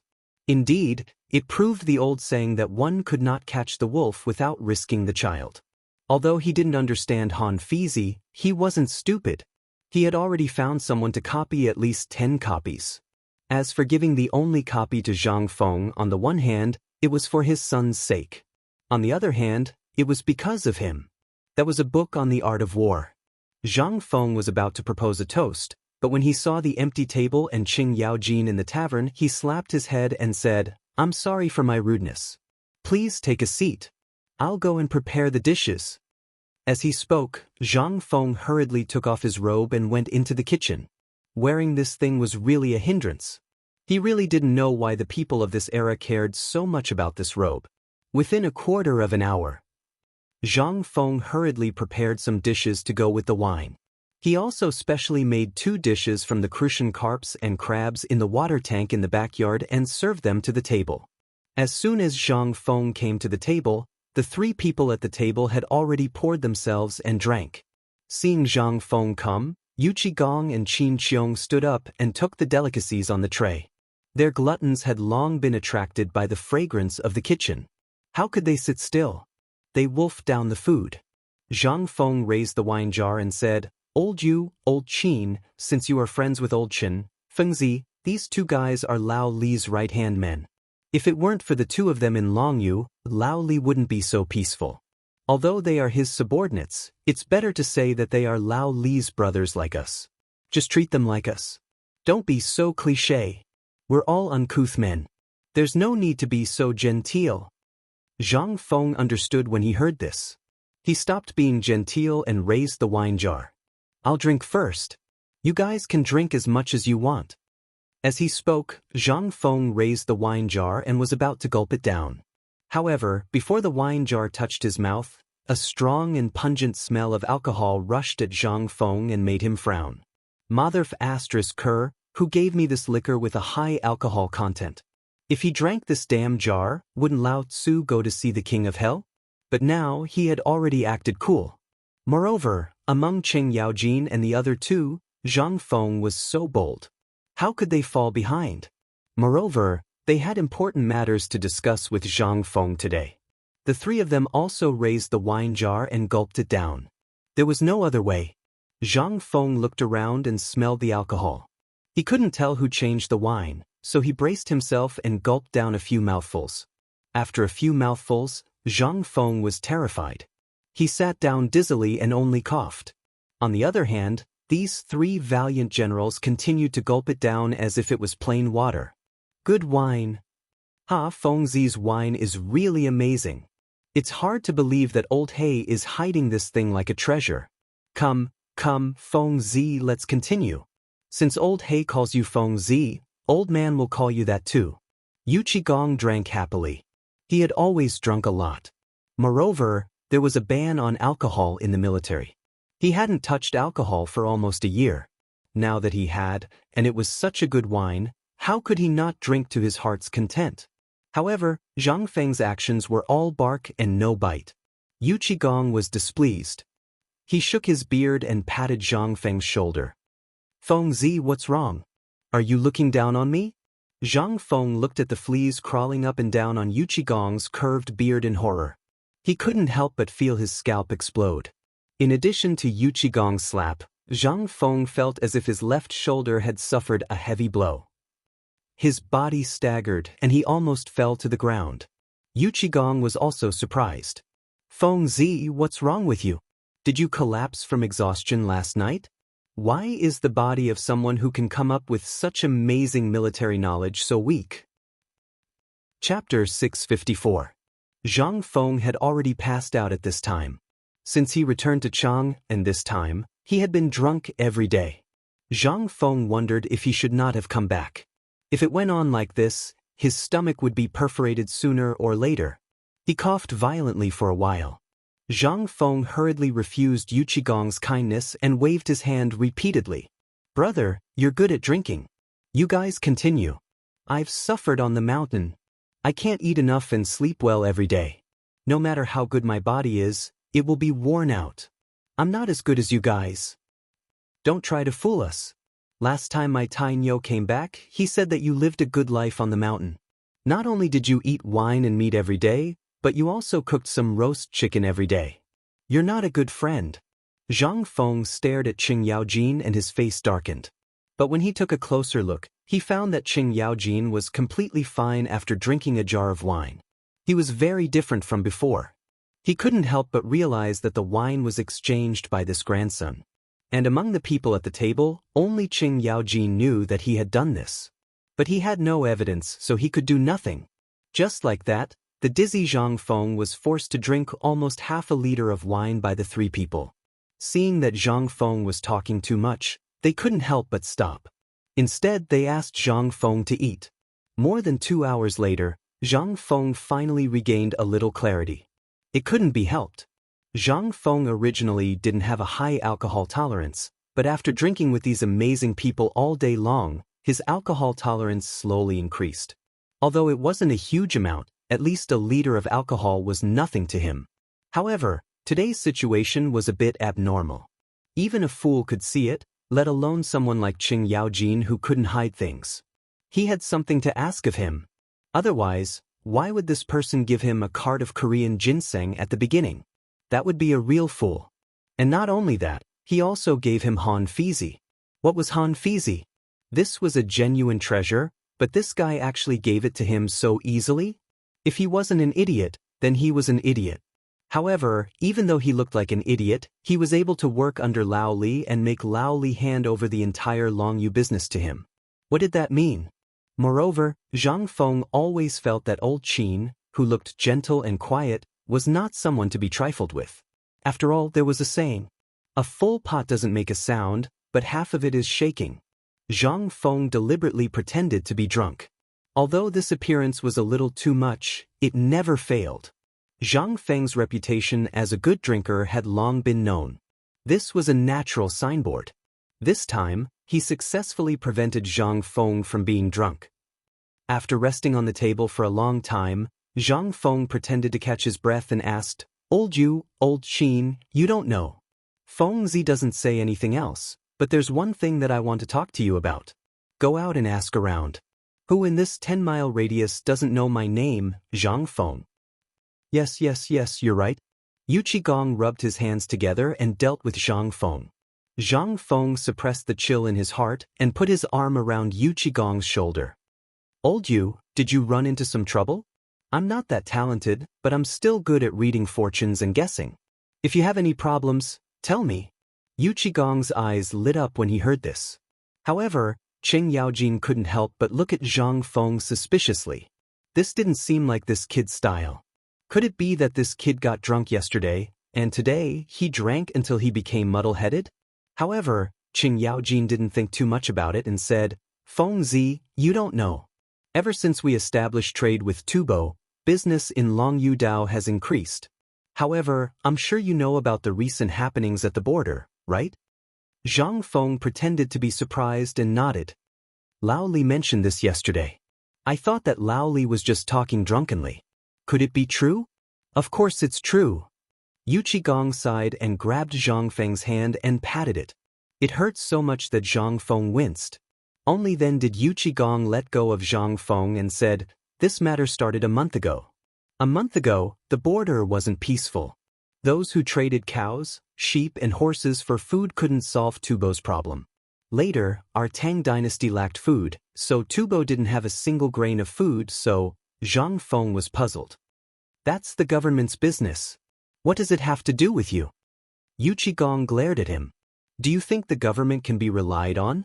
Everyone is in danger now. Old man asked around and found out that Qing Yaojin, who's stationed at Longyu, only eats one bowl of porridge every day. That's miserable, not to mention the soldiers. That's why we're wondering if we should get something to help him. Otherwise, if Tubo attacks us one day, then Yu Qigong had already found out from Qing Yaojin's big mouth that Zhang Feng's military god was him. That's why he revealed this matter. His meaning was self-evident. Your idol is suffering right now. Do you want to give something to help him? As expected, Zhang Feng was also surprised when he heard this. He didn't expect that the army would lack food. Moreover, Qing Yaojin, who was guarding the west gate, only eats one bowl of porridge every day? Then his subordinates must be the same. If that's the case, what if the emperor sent troops to help Tubo quell the rebellion? What would they do? They would be sending themselves to their deaths if they went. Zhang Feng couldn't help but understand the purpose of these two's visit. He couldn't help but feel a little emotional. I understand your intentions now. My great Tang truly lacks examples of patriotic soldiers like you.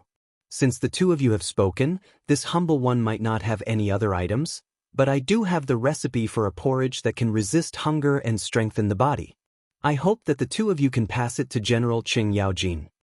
Yu Qigong and the other two couldn't help but look at each other. Damn, so this kid is a softy. Chapter 655. Yu Qigong and Qin Qiong, who had discovered Zhang Feng's weakness, looked at each other and gave him a thumbs up. You're so righteous, young friend. I've eaten your porridge in Chang and city before. My legs don't hurt anymore after eating it. It's amazing. Old man, I didn't expect you to give me such a precious thing. It's a blessing for the Tang dynasty. He knew it very well. Once he obtained the formula for this thing, what kind of terrifying profits would he reap? Take the Chang and local treasury for example. He had been there for a few days. Although the emperor only sold each bowl of porridge for 1 copper coin, he had made at least 10,000 strings of cash. How amazing was that? Once this thing appeared in the army, not only would it solve the problem of the soldiers' stomachs, it would also make the soldiers stronger and more energetic. Not to mention, if this thing was placed in Longyu Road and opened a kanji shop, it would also increase the army's income by a lot. After all, the soldiers would have starved to death if they relied on their salaries. Every day's training required a huge amount of food. Not only that, but herbs, doctors, equipment maintenance, and so on also required money. Now that this thing was added to the army, the big problem would be solved. Qin Qiong was also excited. He got up and slapped him.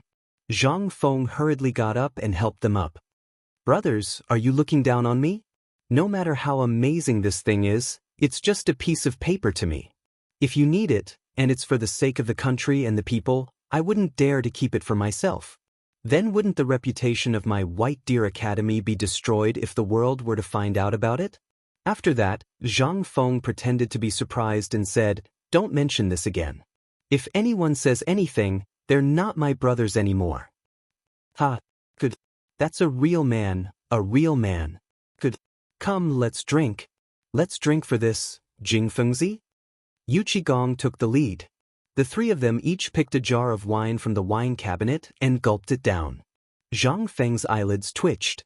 They were all drinking low-alcohol wine. *CK. Now, Zhang Feng finally understood. They had all changed their wine to low-alcohol ones? Zhang Feng wanted to cry. He felt like he had been fooled. In his heart, he swore that in the future he would replace all the packaging of this wine with glass bottles. Then he would let all of you have your pick. When the three saw that Zhang Feng was not moving his mouth, Yu Qigong glared at Zhang Feng and said, "What? Are you looking down on the three of us?" Zhang Feng's mouth twitched. "You flatter me, I can't hold my liquor. If I drink any more, I'll really fall over. If it were me, I would drink such a generous thing even if I were to be forced to death. Don't say any more. Even if you drink a bowl, it's fine too." Zhang Feng was speechless. He could only pretend to be drunk, pouring half a bowl, drinking half of it, and pouring the other half down his neck into his collar. Yu Qigong and the other two pretended not to see anything and continued to drink by themselves. This kid was not honest. He had to drink too much. Otherwise, it would be bad if this kid pulled some dirty tricks. After half a bowl of wine went down his stomach, Zhang Feng only felt that the world was spinning. At that moment, Yu Qigong once again put on a sorrowful expression and said, "Brother, to tell you the truth, we came here for another reason." Was he finally going to say his purpose? Zhang Feng pretended not to know anything. He grabbed Yu Qigong's shoulder dizzily but failed. He grabbed Yu Qigong's beard and asked, "Brother, tell me. As long as I can do it, everything is negotiable." Yu Qigong grimaced in pain. Finally, he managed to pry Zhang Feng's hand away and said, "Actually, we want to train a group of people in our industry. Do you understand what I mean?" "Thugs?" Zhang Feng asked. Yu Qigong coughed and said, "Well, something like that. But we don't have any good ideas. After all, the things in the military camp are forbidden to be taught to outsiders. So we were wondering if we could ask you for help. After all, according to Lao Li and the others, you are almost like a god. You can even make something as magical as porridge, so this should be a piece of cake for you." Zhang Feng knew that this guy was up to no good. Now, it turned out that he was thinking about his military studies. Forget it, isn't it just the same as the military training? Lao Tzu would give it to him. For the sake of the car full of ginseng and the movie Han Fizi, she decided to do it. Zhang Feng pretended to be hesitant for a long time and said, "In fact, this thing is the treasure of my academy. But since you are my brothers, I can't keep it to myself. But I have my difficulties too." Cheng Yaojin didn't say anything. It didn't mean that he didn't know anything. On the contrary, he knew Zhang Feng very well. This time, there were more twists and turns than anything else. The moment Zhang Feng said the sentence, Zhang Feng's eyes lit up. Cheng Yaojin knew that Yu Qigong was going to be in trouble. Chapter 656. Of course, Yu Qigong and Qin Shubao didn't know what Zhang Feng was up to. They only thought that something had happened on the mountain. After all, it was a barren mountain. It had only been a month, so it was natural that there would be problems. Not to mention, this kid was so eager for quick success. Yu Qigong stroked his beard. Zhang Feng couldn't help but shudder when he saw the fleas on his beard. He swore in his heart that after these 3 left, he would definitely take a good medicinal bath. These fleas, this person was really something. There were so many fleas, but he was still alive and well? He hadn't been squeezed dry? Yu Qigong naturally didn't know what Zhang Feng was thinking. He stroked his beard and said, "Feng Zi, is there someone on the mountain causing trouble? If that's the case, I only need my 2 sons to go to your academy. If anyone dares to cause trouble, they'll all be thrown off the mountain. How about that?" Damn it, what kind of people were they? Beating people up for no reason? Zhang Feng hurriedly waved his hand and said, "No one is causing trouble in the academy. But you know, to build an academy, money is needed everywhere. Old Shen and the others know my situation best. If it weren't for Lao Li's little help, the academy might have gone on strike." "I understand. You're short of money." Cheng Yaojin's eyelids twitched. He glanced at Yu Qigong and Qin Xiong, then looked at Zhang Feng, who was pretending to be poor. The corner of his mouth twitched. "You're short of money?" He knew that he didn't pay a single cent for the construction of the academy. Instead, he made a lot of money. The emperor paid for the land, which was equivalent to giving it away for free. Previously, the emperor paid for the land, but in the end, he returned a lot of money. Didn't this money end up in his pocket? Moreover, the crown prince was basically supporting the construction of the academy. "You paid for it?" But Cheng Yaojin didn't dare to say that. He also wanted to see how Yu Qigong and Qin Xiong would feel after knowing that they had been defeated. As expected, Qin Xiong cupped his fists and said with an expression of being stunned by Zhang Feng's words, "Little friend Zhang Feng is truly noble and a role model for my generation. It really makes me feel ashamed. If you lack food, then I really can't take it out.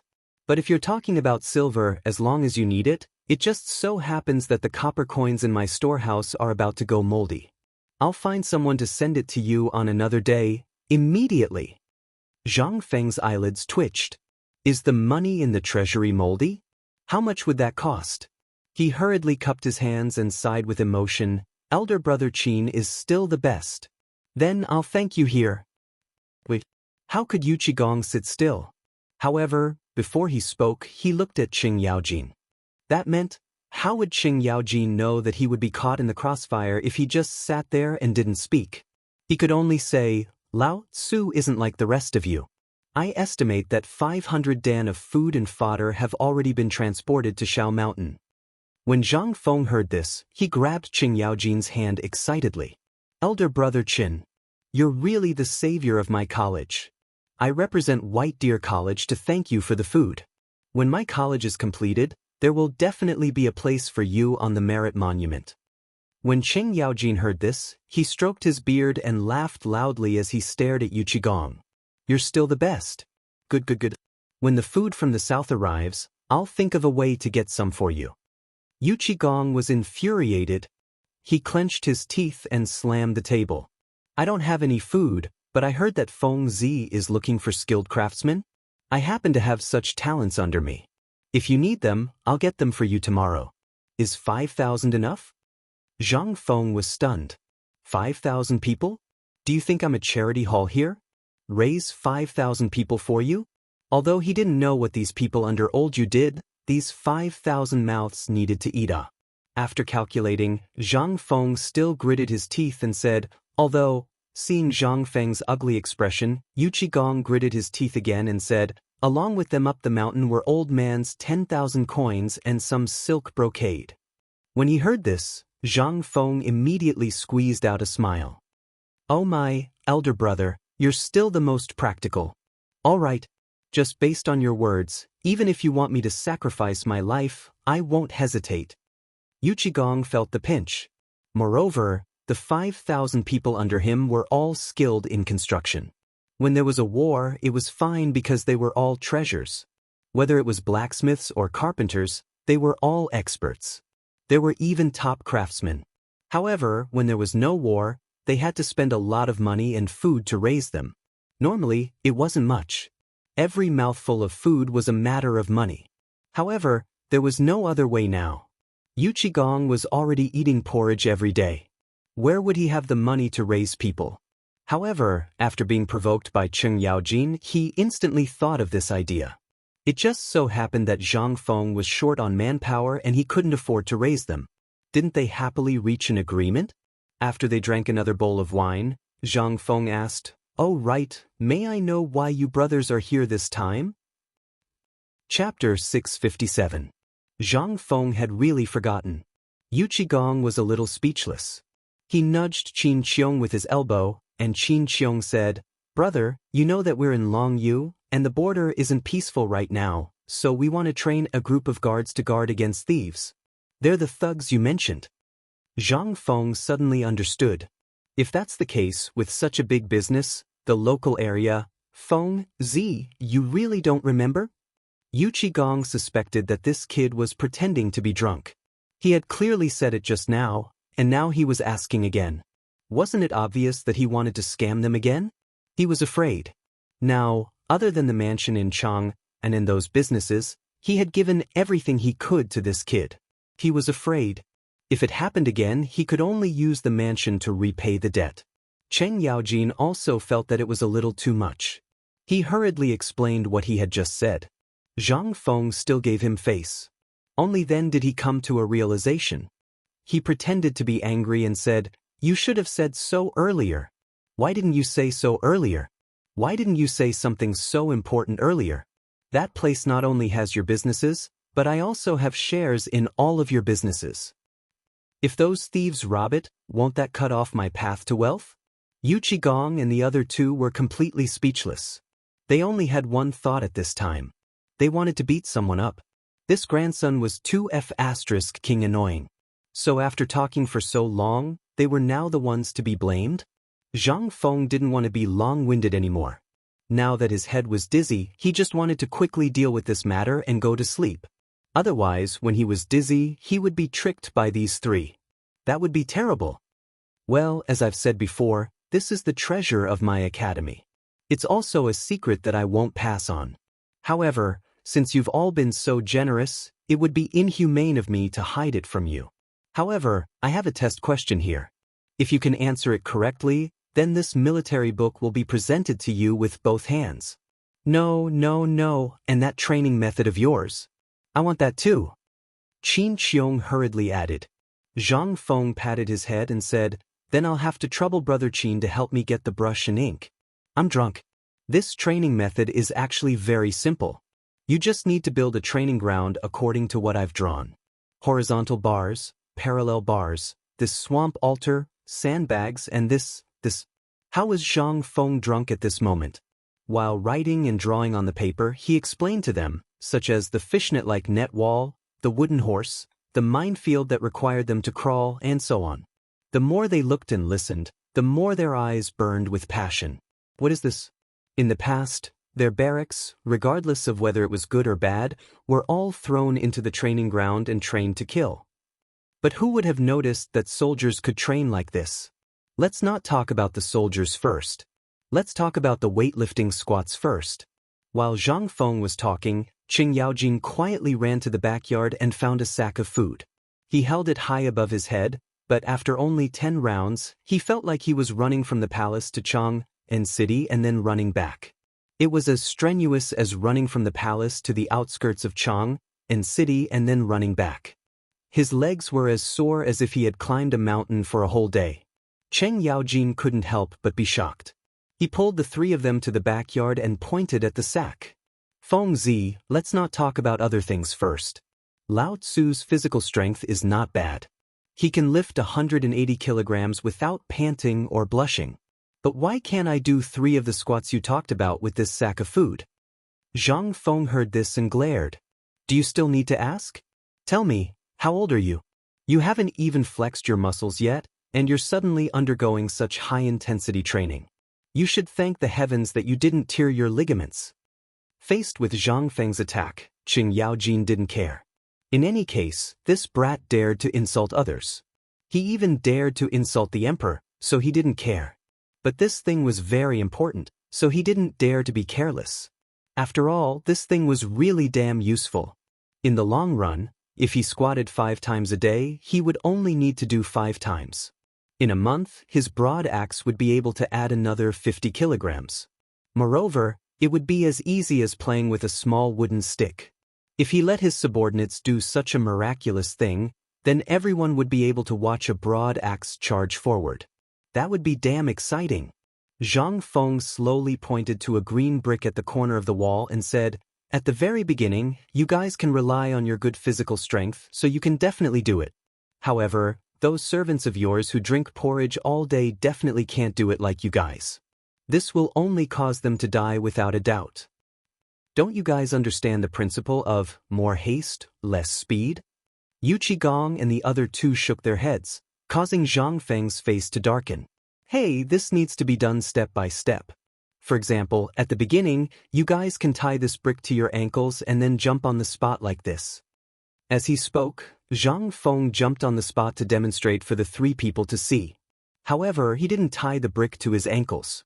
Then, he continued, "After 10 days, you can add half a brick to each leg and jump on the spot.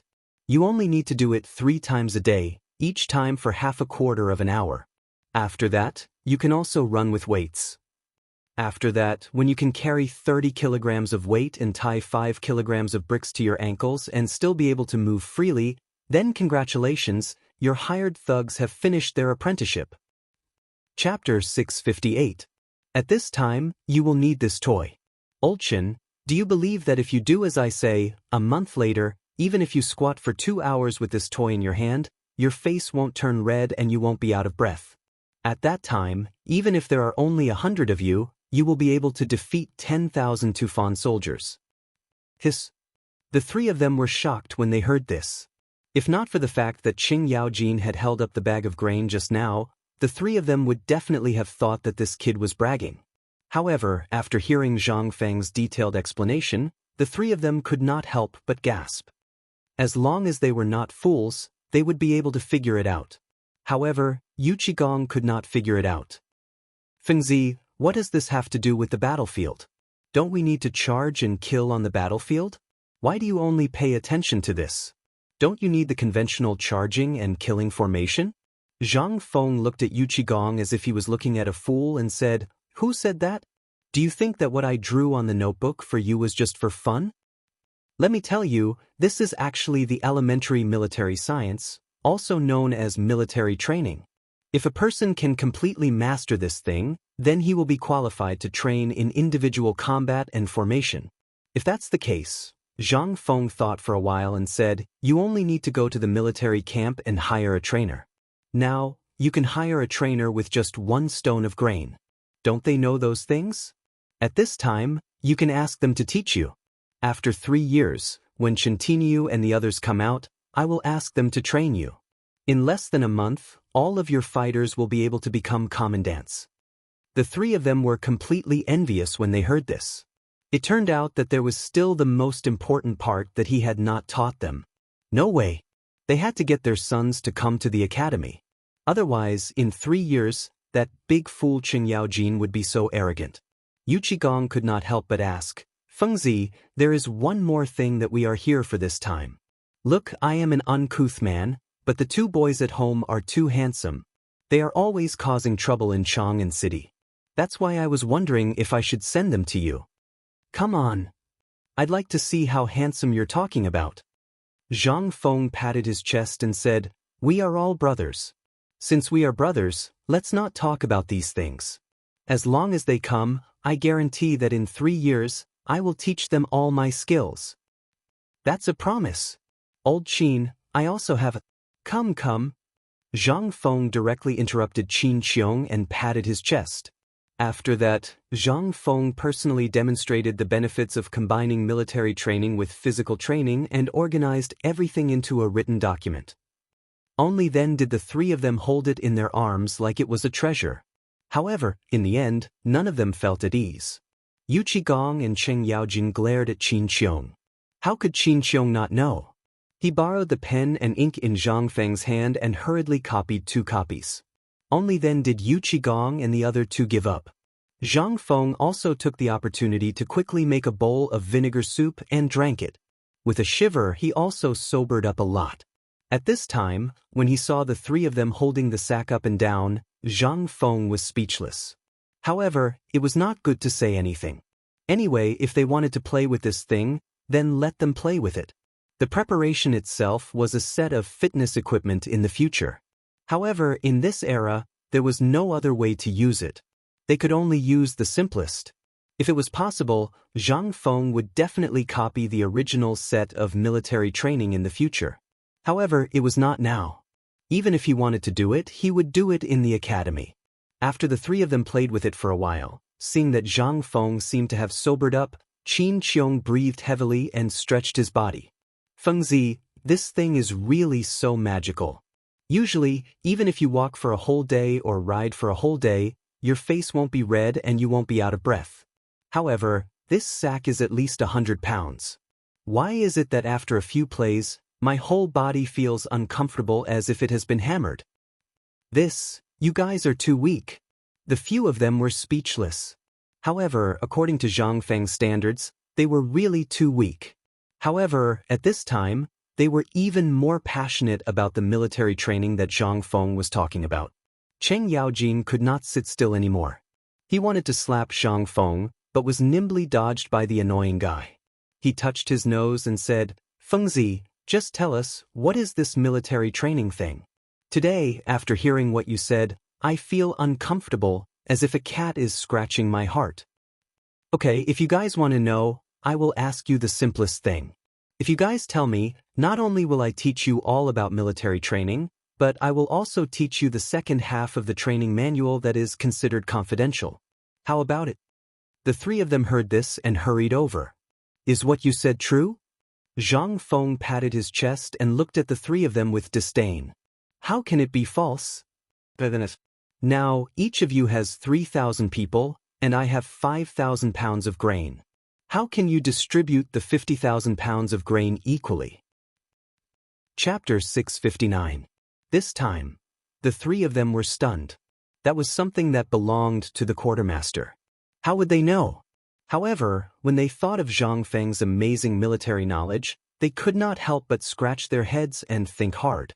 After a while, Qin Qiong asked tentatively, "Fengzi, you said that we each have 3,000 people, and you have 5,000 dan of grain. If it were me, I would combine these 9,000 people into one, and then according to the number of people, give everyone 1 gene of grain and slowly distribute it. Is that okay?" Zhang Feng pursed his lips. That's too slow. Moreover, I'm talking about 3 groups. For example, Wei, Shu, and Wu of the 3 kingdoms. Do you think you can integrate the 3 of them? When Qin Qiong heard this, he could not help but frown. After thinking for a while, he shook his head. Look, Fengzi, I've thought of something. 5,000 dan of grain is enough. If I were the quartermaster, I would give the grain to each force 1,000 dan. Zhang Feng nodded and motioned for Yu Qigong to continue. However, Yu Qigong was stuck again. He could not divide the remaining 2,000 dan. No matter how he divided it, there would be one less person's share. There was no way to divide it. Cheng Yang slapped Yu Qigong on the head and said excitedly, "I understand. Fengzi, if it's the 3 kingdoms, the Wei army will definitely be the strongest. 3,000 dan, and the remaining 2,000 dan will be divided equally between Shu and Wu?" Wrong. They were all wrong. Zhang Feng looked at the 3 of them with a sinister smile. In the end, he smiled helplessly and said, "Think about it carefully. When the time comes, come to me when you've thought it through. However, I'm warning you, if I find out that you've found someone else to do this, I won't give you the military book." Zhang Feng's words extinguished the excitement in their eyes. The 3 of them had originally planned to solve this problem as soon as they left this place. This damned little bastard was truly a thief. He had directly blocked off their escape route. The 3 of them could only dejectedly leave. As they walked, they pondered about this matter. From time to time, they would quarrel on the street and even fight. Zhang Feng did not care about all of this, because at this moment, an important person had arrived. Jingshu. Jing Shu had actually arrived a long time ago. However, she didn't enter the room. Instead, she stood quietly by the door and waited. However, the fragrance that wafted out of her body from time to time had long since alerted the four of them. Only then did Yu Qigong and the other two hurriedly leave. How could these people not know that a long separation is better than a new love? Zhang Feng looked at Jing Shu, who quietly took off her guzheng and put it on the table. Then she sat opposite him and took off her veil. He said, "Miss Jing Shu, long time no see. You've lost weight. Drink less." Zhang Feng choked instantly. He could only laugh foolishly and say, "You saw it too. There's nothing I can do. These guys wanted to get me drunk the moment they came. I can't beat them." Jing Shu chuckled and said, "How was it on the mountain? I heard from the people at Chang and University that you went to look for a carpenter?" Zhang Feng nodded. When Jing Shu got the confirmation, her originally cold face couldn't help but become more melancholy at this time. Seeing this, Zhang Feng hurriedly explained, "Well, I didn't mean anything else. I looked for a carpenter for something else. Isn't this pork too musty? I just wanted to solve this problem for him. After all, the Tang dynasty is short of food now. Prince Zhang, you don't need to explain." Jing Shu said lightly, "This little girl knows that Prince Zhang is very busy. But when I learned that you have returned to Chang and I wanted to come and see you. Since we've met, this little girl will take her leave." Zhang Feng was stunned. He could feel that Jing Shu had a lot to say and the worry in her eyes. However, he also understood that now was not the time to talk about this. After all, he had neither fame nor career. As a good young man in the 21st century, how could he dare to marry a beauty before he made a career? The most important thing was, this damn polygamy in the Tang dynasty made him somewhat unable to care about it. Although at the beginning, Zhang Feng had wanted to have a woman on both sides. Which man didn't want to? But when he really saw Jing Shu and Zhang Yuyao, he panicked. His usual wisdom seemed to be stuck. What's more, now he knew that the two women were like sisters, which made Zhang Feng even more difficult to deal with. Looking at Jing Shu's back, he could only sigh. Alas, I can only take one step at a time. At this time, hearing this sigh, Old He's daughter, Xiaoxiao, who was standing at the door, made a face at Zhang Feng, then raised her small fist and followed Jing Shu away. Did it need to be said? Zhang Feng was not a fool. Zhang Feng was a little scared. But in the end, he quickly wrote 2 poems and put them in 2 envelopes. Then, he hurried to catch up with Jing Shu and said, "I've been too busy these days. On the mountain, I know what happened on the mountain." Zhang Feng interrupted Jing Shu and solemnly handed the 2 letters in his hand to Jing Shu and said, "Miss Jing Shu, please pass on Yu Yao's letter on my behalf. Every night when I dream at midnight, I will look at the lights in Chang and city and hear the sound of insects in my ears. It's like the sound of your zither." Jing Shu's face turned red because of Zhang Feng's sudden words of love, especially on the street. Fortunately, her veil was covered at this time, but Jing Shu still hurried away. Only then did Xiaoxiao give Zhang Feng a thumbs up and skipped away. Chapter 660. Ever since she entered Chang and University, Jing Shu was particularly focused on the rumors about Zhang Feng. Jing Shu wouldn't let go of even the slightest rumor about Zhang Feng. In the beginning, Jing Shu believed that Zhang Feng had really fulfilled her promise and deciphered the Huga 18 beats. She didn't have much contact with Zhang Feng, but she knew most of the people around Zhang Feng. Therefore, this aroused Jing Shu's curiosity. Moreover, Zhang Feng was handsome and didn't have a wife. Where could she find such a Mr. Right? In addition, Zhang Feng's talent was enough to leave those debauches in the dust. Zhang Feng was the Mr. Right that Jing Shu had never dreamed of. After all, being born in Yanlai Lu was a blemish. However, although Zhang Feng was a little evasive, he didn't refuse. This obviously meant that he acquiesced. In addition, the outside world had already spread the news about the relationship between the two. On one hand, it was because she wanted to marry Zhang Feng. On the other hand, it was because of Zhang Feng's talent. During this period, since Zhang Feng went up Shao Mountain, the legend of Zhang Feng resounded throughout Chang and city. It was even said that the miracle-working Dr. Sun Simiao was attracted by Zhang Feng to go up Shao Mountain and hadn't come down until now. A few days ago, there was a rumor that the contemporary great scholar Yu Shernan, after going up Shao Mountain, directly declared that he would close himself and go up Shao Mountain. This made Jingshu even more attracted to Zhang Feng, as if she had lost her soul. Every day, she would fall into longing for him. If she hadn't met Zhang Yuyao when the imperial edict was read last time, she probably wouldn't have been able to bear the pain of longing and went up Shao Mountain. However, it was also because she met Zhang Yuyao, two people with poor lives, that she had a trace of comfort. Zhang Yuyao didn't dislike Jingshu's birth and even learned ancient music from Jingshu. The two even became sisters. For Jingshu, such a wonderful thing was a blessing from the heavens. Although she was a singer of Yen Lai Lu and a frequent guest of the imperial family, she also had another identity. She was the disciple of Empress Zhangsun. Empress Zhangsun had once wanted her to marry the crown prince. Fortunately, Zhang Feng had appeared at this time. Jingshu was very resistant to becoming the crown prince's concubine. Before she entered Yen Lai Lu, she was the daughter of a minister of the previous dynasty and naturally knew the depths of the imperial palace. For her, the imperial palace was just a nightmare. Fortunately, in the end, the emperor stepped in and tacitly agreed to her relationship with Zhang Feng. He even had the intention to matchmake them. What was this? This was a true blessing from the heavens. Little wife, we're here. While Jingshu was lost in her thoughts, a small voice sounded beside her. At this time, Jingshu raised her head and discovered that they had already arrived at Zhang Manor.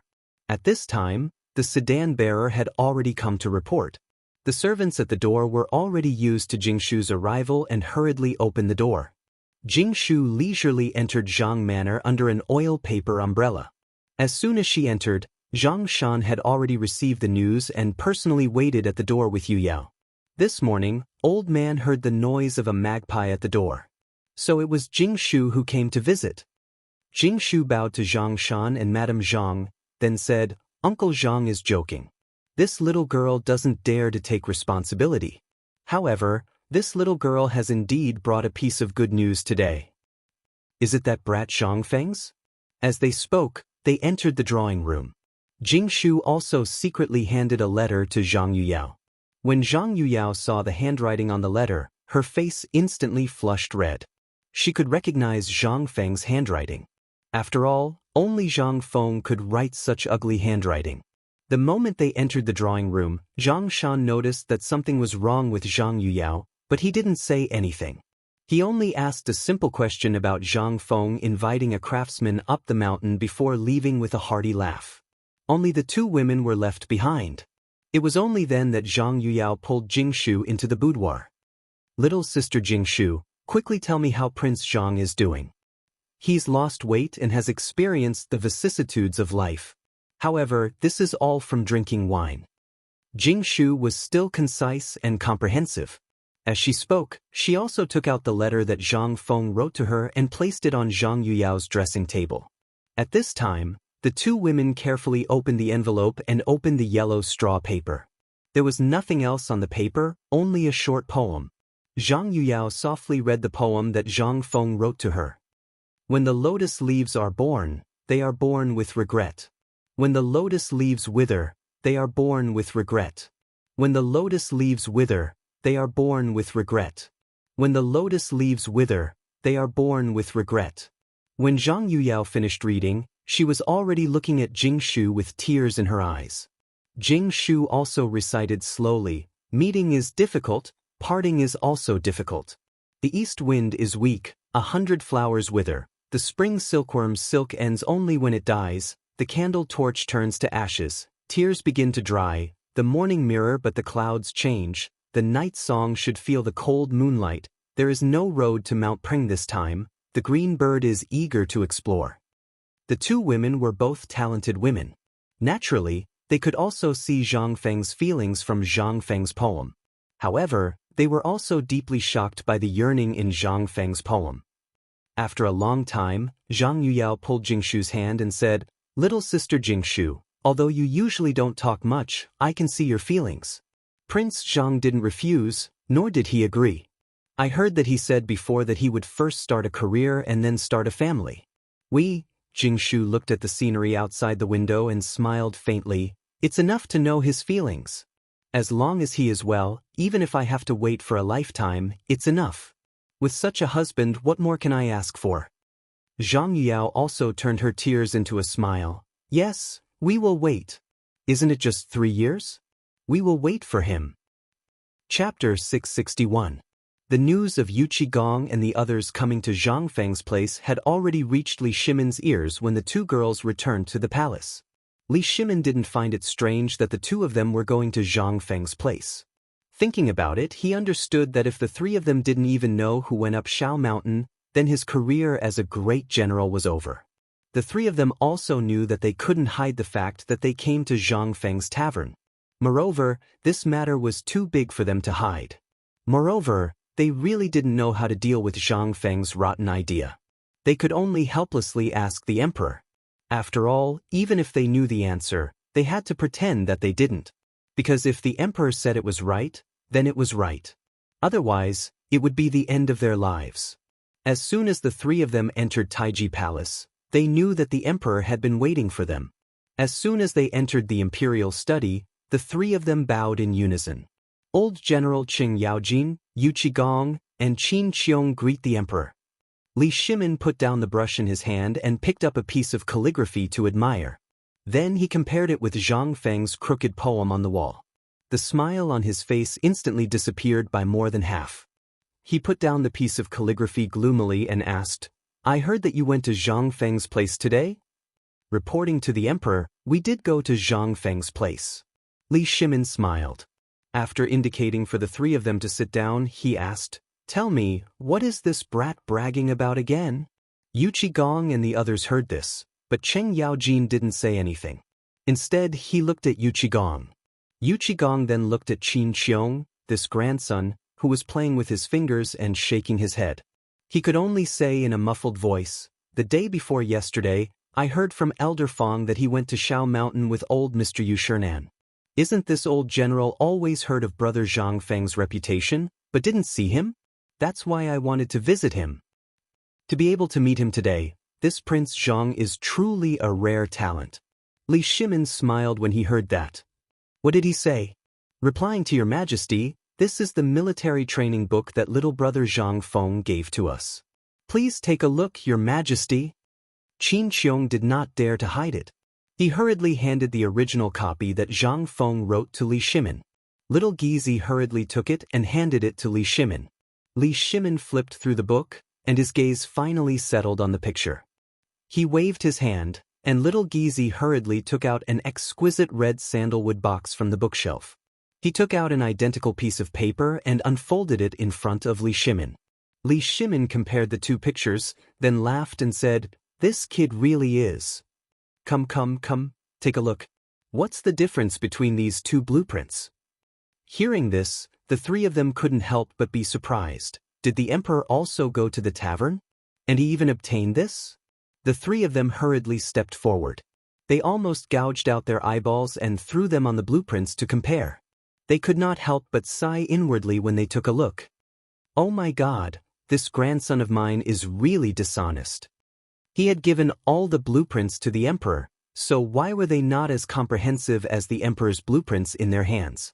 He had even listed out the training method and the detailed method of manufacturing the blueprints. However, when they looked at their blueprints, they instantly felt that they had been fooled by this kid again. Although their blueprints were different from Li Shimin's, they lacked annotations, notes on manufacturing, size, and so on. That made Yu Qigong want to bang his head against the wall. Damn it. Lao Tzu spent so much effort, and this kid only showed me this? However, he also knew how precious the blueprints were, and what Zhang Feng did. If he gave them something even better than the emperor's, wouldn't the emperor lose face? Moreover, if the blueprints were to be spread out in too much detail, it would only make the person who obtained the blueprints an even more dangerous enemy. Obviously, Zhang Feng had also thought of this.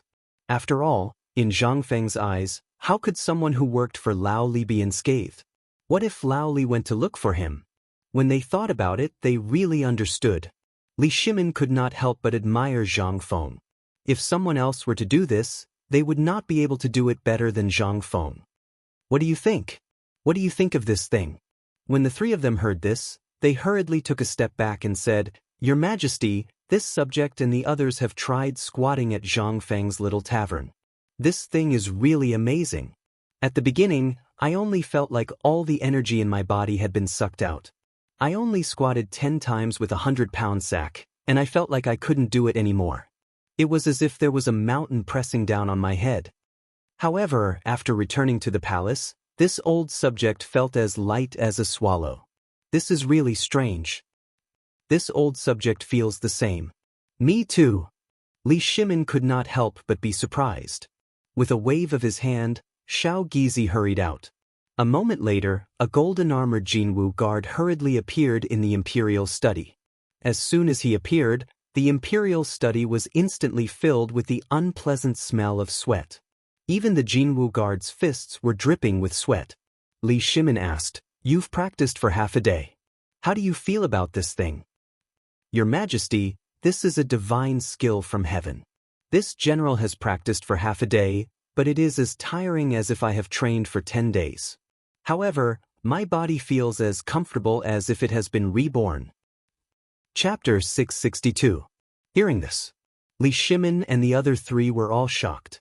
Li Shimin waved his hand to dismiss the soldiers, then he personally went to the back of the imperial study.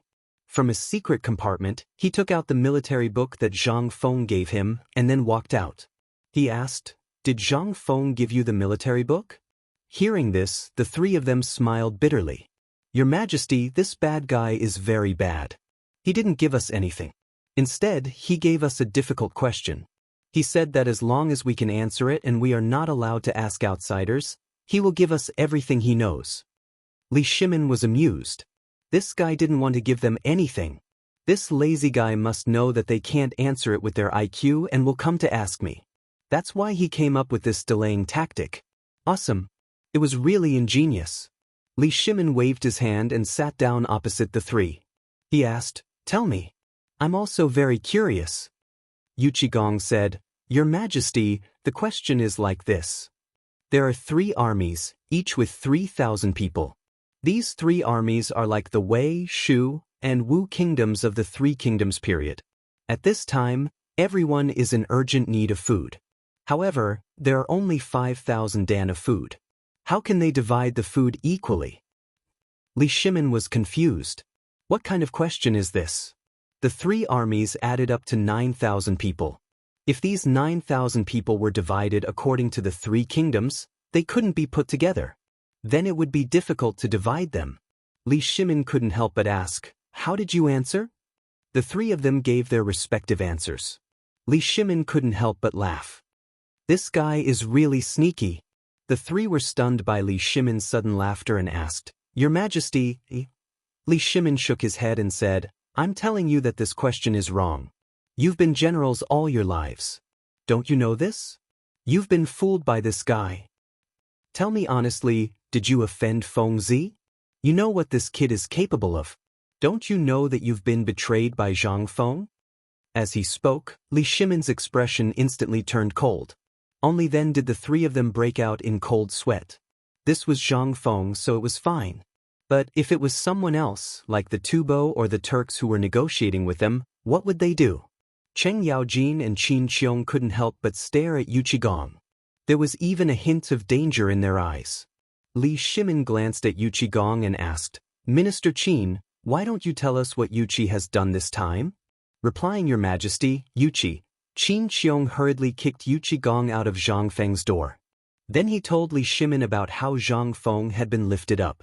Li Shimin laughed so hard that he clutched his stomach and tears came out. Yuqigong's originally dark face had now turned purple. He glared at Qin Qiong in anger and shame, as if he wanted to fight when he got out of here. After laughing for a long time, Li Shimin finally stopped laughing and said, No wonder Zhang Feng played you. If it was someone else, I can tell you clearly that you won't be able to come back today. Don't look at how skinny this kid is. He has 100 ways to make you unable to come back. Only then did Li Shimin say, Yuqi, when can you change your temperament a little bit? How much have you been tricked by Feng Zi today? Yuchi didn't dare to lie. He told the whole story.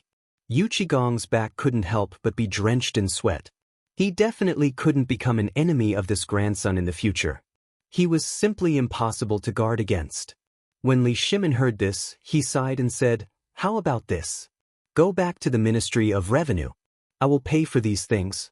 However, the military knowledge you want is with me." As he spoke, Li Shimin patted the booklet in his hand. When they saw the crooked words, they thought to themselves, as expected. Li Shimin said again, "What Zhang Feng gave you is your good luck. However, don't do this in the future. This is the last time I will talk about this. If Zhang Feng is willing, he will naturally say it. Old He knows Zhang Feng's temper the best. If he doesn't want to say it, even I can't do anything about it. Moreover, you have all seen how terrifying he is at White Deer College. Therefore, you should understand what to do, right?" Li Shimin once again regained the prestige of an emperor. The three hurriedly stood up and said in unison, "We will remember." "All right, let's leave it at that. I will ponder over this military knowledge later and give you a copy. Don't think about Zhang Feng anymore. Otherwise, even if you sell your house, it won't be enough for Zhang Feng to scam you. You should know that I spent a lot of money to build a holiday home for the retired emperor, but it has already flown into Zhang Feng's pocket, not to mention the three of you. With your intelligence, you should just obediently do what you need to do." When Yuchi Gong heard this, he couldn't help but buzz. A sudden clap of thunder sounded in his head. The holiday home that the emperor had gifted to the retired emperor and that the retired emperor hadn't stayed in for even a day had become Zhang Feng's? Chapter 663. The three of them bid farewell to the emperor, then strolled around the imperial palace while heading to the Ministry of Works. There was no other way. Yuchi Gong wanted to recover his losses, otherwise, he would definitely beat his wife to death when he returned this time. At this time, Yuchi Gong glared at Qing Yaojin with a face full of anger. "Old Black, you're not honest. You clearly knew about this matter, why didn't you say so earlier? You just sat there and watched Lao Tzu make a fool of himself?" Qing Yaojin heard this and spread out his hands. "You're blaming me wrongly. I already told you not to be anxious and to come to my residence first, but you didn't listen. Feng Zi's matter is very special, and you also know how can this matter be said on the street? You didn't let me say it, why are you blaming me now? Do you still want some face?" Yuchi Gong heard this. He was also angry. "Can't you King say it directly? That's your duke's residence, can't you King say it in one breath? Must you watch Lao Tzu make a fool of himself?" "But I can't be bothered with you, I have to go back and study this military training manual. If you have the ability, go find Feng Zi. Find Feng Zi and get back at him." While speaking, Qing Yaojin clasped his hands and was about to leave. At this moment, a faint voice came from behind them, causing their expressions to change drastically. "What are you three brats doing here?" Hearing this, the three of them hurriedly turned around, not daring to raise their heads, and hurriedly bowed. This old official greets the retired emperor. While speaking, Li Yuan, who was sitting on a sliding pole, slowly appeared in the sight of the three. Once the locusts were gone. First of all, the flowers and trees in the imperial palace seemed to have been reborn, blooming with vitality. Although it was not the beginning of autumn, all the flowers and plants had basically recovered their original lush and verdant. There was no trace of the miserable appearance during the locust plague. And the few of them looked behind Li Yuan, only to see a few disheveled women sitting in the pavilion in the middle of the lake not far away, playing poker. The three of them hurriedly lowered their heads and did not look sideways. Li Yuan waved his hand, letting the several palace maids put down their rods. Looking at the three people, he asked, "I can hear your loud voices from far away, disturbing Zhen to the point that I don't even have the mood to play cards. What's wrong with you? Did the emperor reprimand you? However, I heard from your conversation that you seem to have suffered a setback. Furthermore, I vaguely heard Feng Zi's name. How could he have been bullied by that brat Zhang Feng?" Hearing this, the three of them lowered their bodies even more. When Qing Yaojin heard this, he stomped hard on Qin Qiong. Qin Qiong felt the pain and said, "Your Majesty, we just came back from the pub." The moment Li Yuan heard about the small tavern, his dark eyes instantly lit up. He hurriedly indicated to the three of them, "Let's go. Let's go to the pavilion in the middle of the lake and chat slowly." What could the three people say? They could only follow Li Yuan to the pavilion in the middle of the lake. They saw that on the pavilion in the middle of the lake, they did not know where Li Yuan got his hands on an extremely luxurious decorated flower boat. On the boat, there were continuous sounds. With a wave of Li Yuan's hand, no matter if it was the woman in the pavilion in the middle of the lake or that flower boat, they all instantly disappeared from their sight. Even Li Yuan's palace maids who accompanied him were chased away by him. At this moment, Li Yuan asked, "Tell me, what has that brat been doing recently?" Some time ago, the emperor even gave him a special imperial edict. How is that Xiao Mountain? How long has it been? Has he asked Jin this time? This, Xing Yaojin and the others were dumbfounded. How the hell would they know if Zhang Feng missed you? However, it was very obvious that he was asking Qing Yaojin. Qing Yaojin honestly told Li Yuan everything that Zhang Feng had done during this period of time, including the godly Dr. Sun Simiao's visit to Xiao Mountain, as well as Yu Shernan's visit to Xiao Mountain. He told Li Yuan everything in detail. From time to time, Li Yuan would moan and groan like a child. This scoundrel, he took Zhen's holiday residence. Has he ever stayed there? Zhen really misses Zhen's holiday residence. When Yu Qigong heard this, he almost sprained his old waist. Motherf asterisk her, this brat is really audacious. He even dared to mess with retired emperor's holiday residence. However, at this moment, he did not dare to say anything. He only heard Qing Yaojin say honestly, replying retired emperor, whether the gate of the holiday residence faces east or west, this brat doesn't even know. However, Miss Jingshu often went over to arrange things. It seems like she wants to use the holiday residence as a wedding room. When Li Yuan heard this, he almost spat out a mouthful of old blood. If Zhen had held back at that time, this holiday residence would still be Zhen's. If Zhang Feng had never stayed there, then he could act shamelessly and this holiday residence would still be his. However, this Jingshu was not easy to deal with. When he thought of this, Li Yuan gnashed his teeth fiercely. This brat is really fast. This Jingshu is Zhen's. Forget it? Is that scoundrel in the tavern? Zhen has been looking for him for half a month, wanting to find him to play poker. This brat definitely knows that he is not Zhen's opponent, so he hid and even threw the holiday residence to his woman to take care of. This really infuriates old man to death. The three of them were like fools, smiling obsequiously. What did they dare to say? Although retired emperor was now somewhat muddle-headed, how could he be a muddle-headed person to be able to conquer the Tang dynasty? Chapter 664. The three people did not dare to say. They did not even dare to let out a fart. After Li Yuan finished complaining, he took a sip of tea and asked, "Just now, I heard the three of you quarreling from afar. What are you quarreling about? What has it got to do with Zhang Feng? Did this kid come back? Causing trouble as soon as he came back. He really needs to be taught a lesson." When Yu Qigong heard that, he could not help but roar in his heart. What the retired emperor said is right. This kid is a little bastard. Just now, this official was played by him like a monkey in the small tavern. When Li Yuan heard that, he could not help but be amused. Pointing at Qing Yaojin, he asked, "What's going on here?" Qing Yaojin said in a muffled voice, "He was sold by Zhang Feng and even counted the money for Feng Zi." Ha!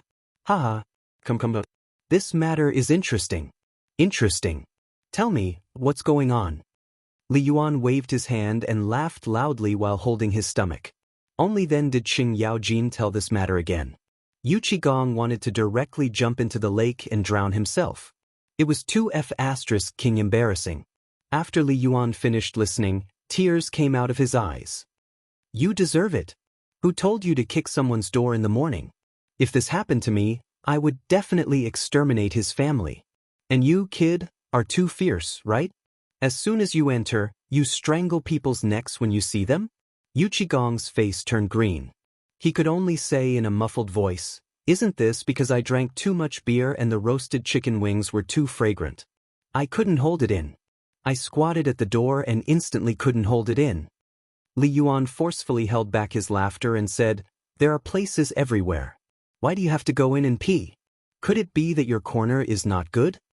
When Yu Qigong heard that, he said in a muffled voice, but the retired emperor once decreed that in order to keep Chang and city clean and tidy, no urination or defecation is allowed. Otherwise, your tools will be confiscated. Li Yuan was stunned. Did we say that? Hearing that, the three hurriedly nodded. Li Yuan stroked his beard and said indifferently, "You guys remembered wrongly. This is definitely not what I said." When the three of them heard this, they were also convinced. Li Yuan also changed the topic, "But you, brat, are really a tiger. Do you know that the barbecue you eat and the beer you drink are all made by that brat? Not only that, the fine salt you are eating now is also made by that brat. Now you should feel lucky. If this brat poisoned you to death today, Zhen and the emperor will not say a single good word for you. Do you believe it?" Yu Qigong's expression instantly changed. Looking at Qing Yaojin, she grabbed his hairpin and asked, "Is what retired emperor said true?" Qing Yaojin slapped his hand away, rolled his eyes, and snorted, "Lao Tzu already told you, but you didn't listen." Buzz. Yu Qigong's vision instantly turned black, and he almost spat out a mouthful of old blood. This motherf***er, this joke is too big. Retired emperor really didn't say anything wrong. If Zhang Feng wanted to kill him today, the emperor really wouldn't give him an explanation.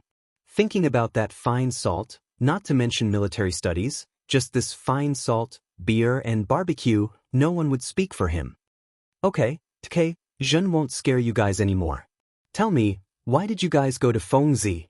Retired emperor, we found out that Fengzi has some military studies in his hands, so we went to ask for advice.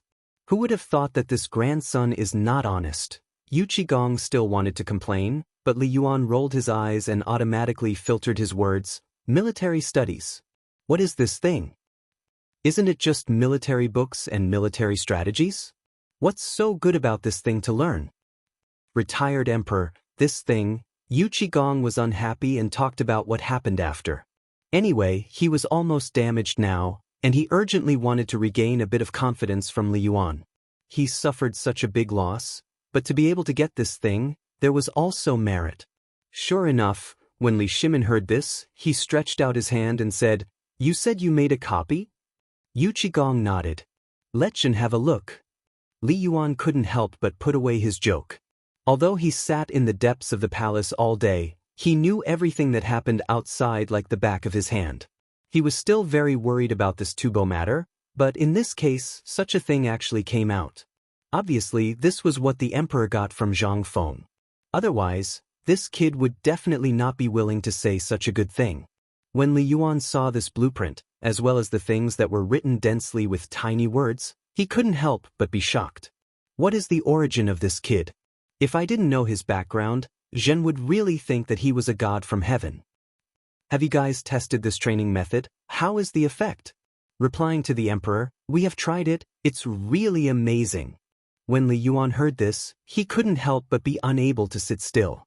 Looking at the three people, he asked, "Do you guys still remember the imperial edict that the emperor bestowed to Zhang Feng last time? Tell Zhen again properly, Zhen listens, and this academy's matter." When Qing Yaojin heard this, he told Li Yuan about the academy's teaching classification, as well as what he saw and heard on Shao Mountain last time. Li Yuan couldn't help but be stunned. He stood up in surprise and asked, "You said that this academy not only has military studies, but also science, psychology, and that medicine?" Replying to the retired emperor, "Prepare the carriage, go to the tavern.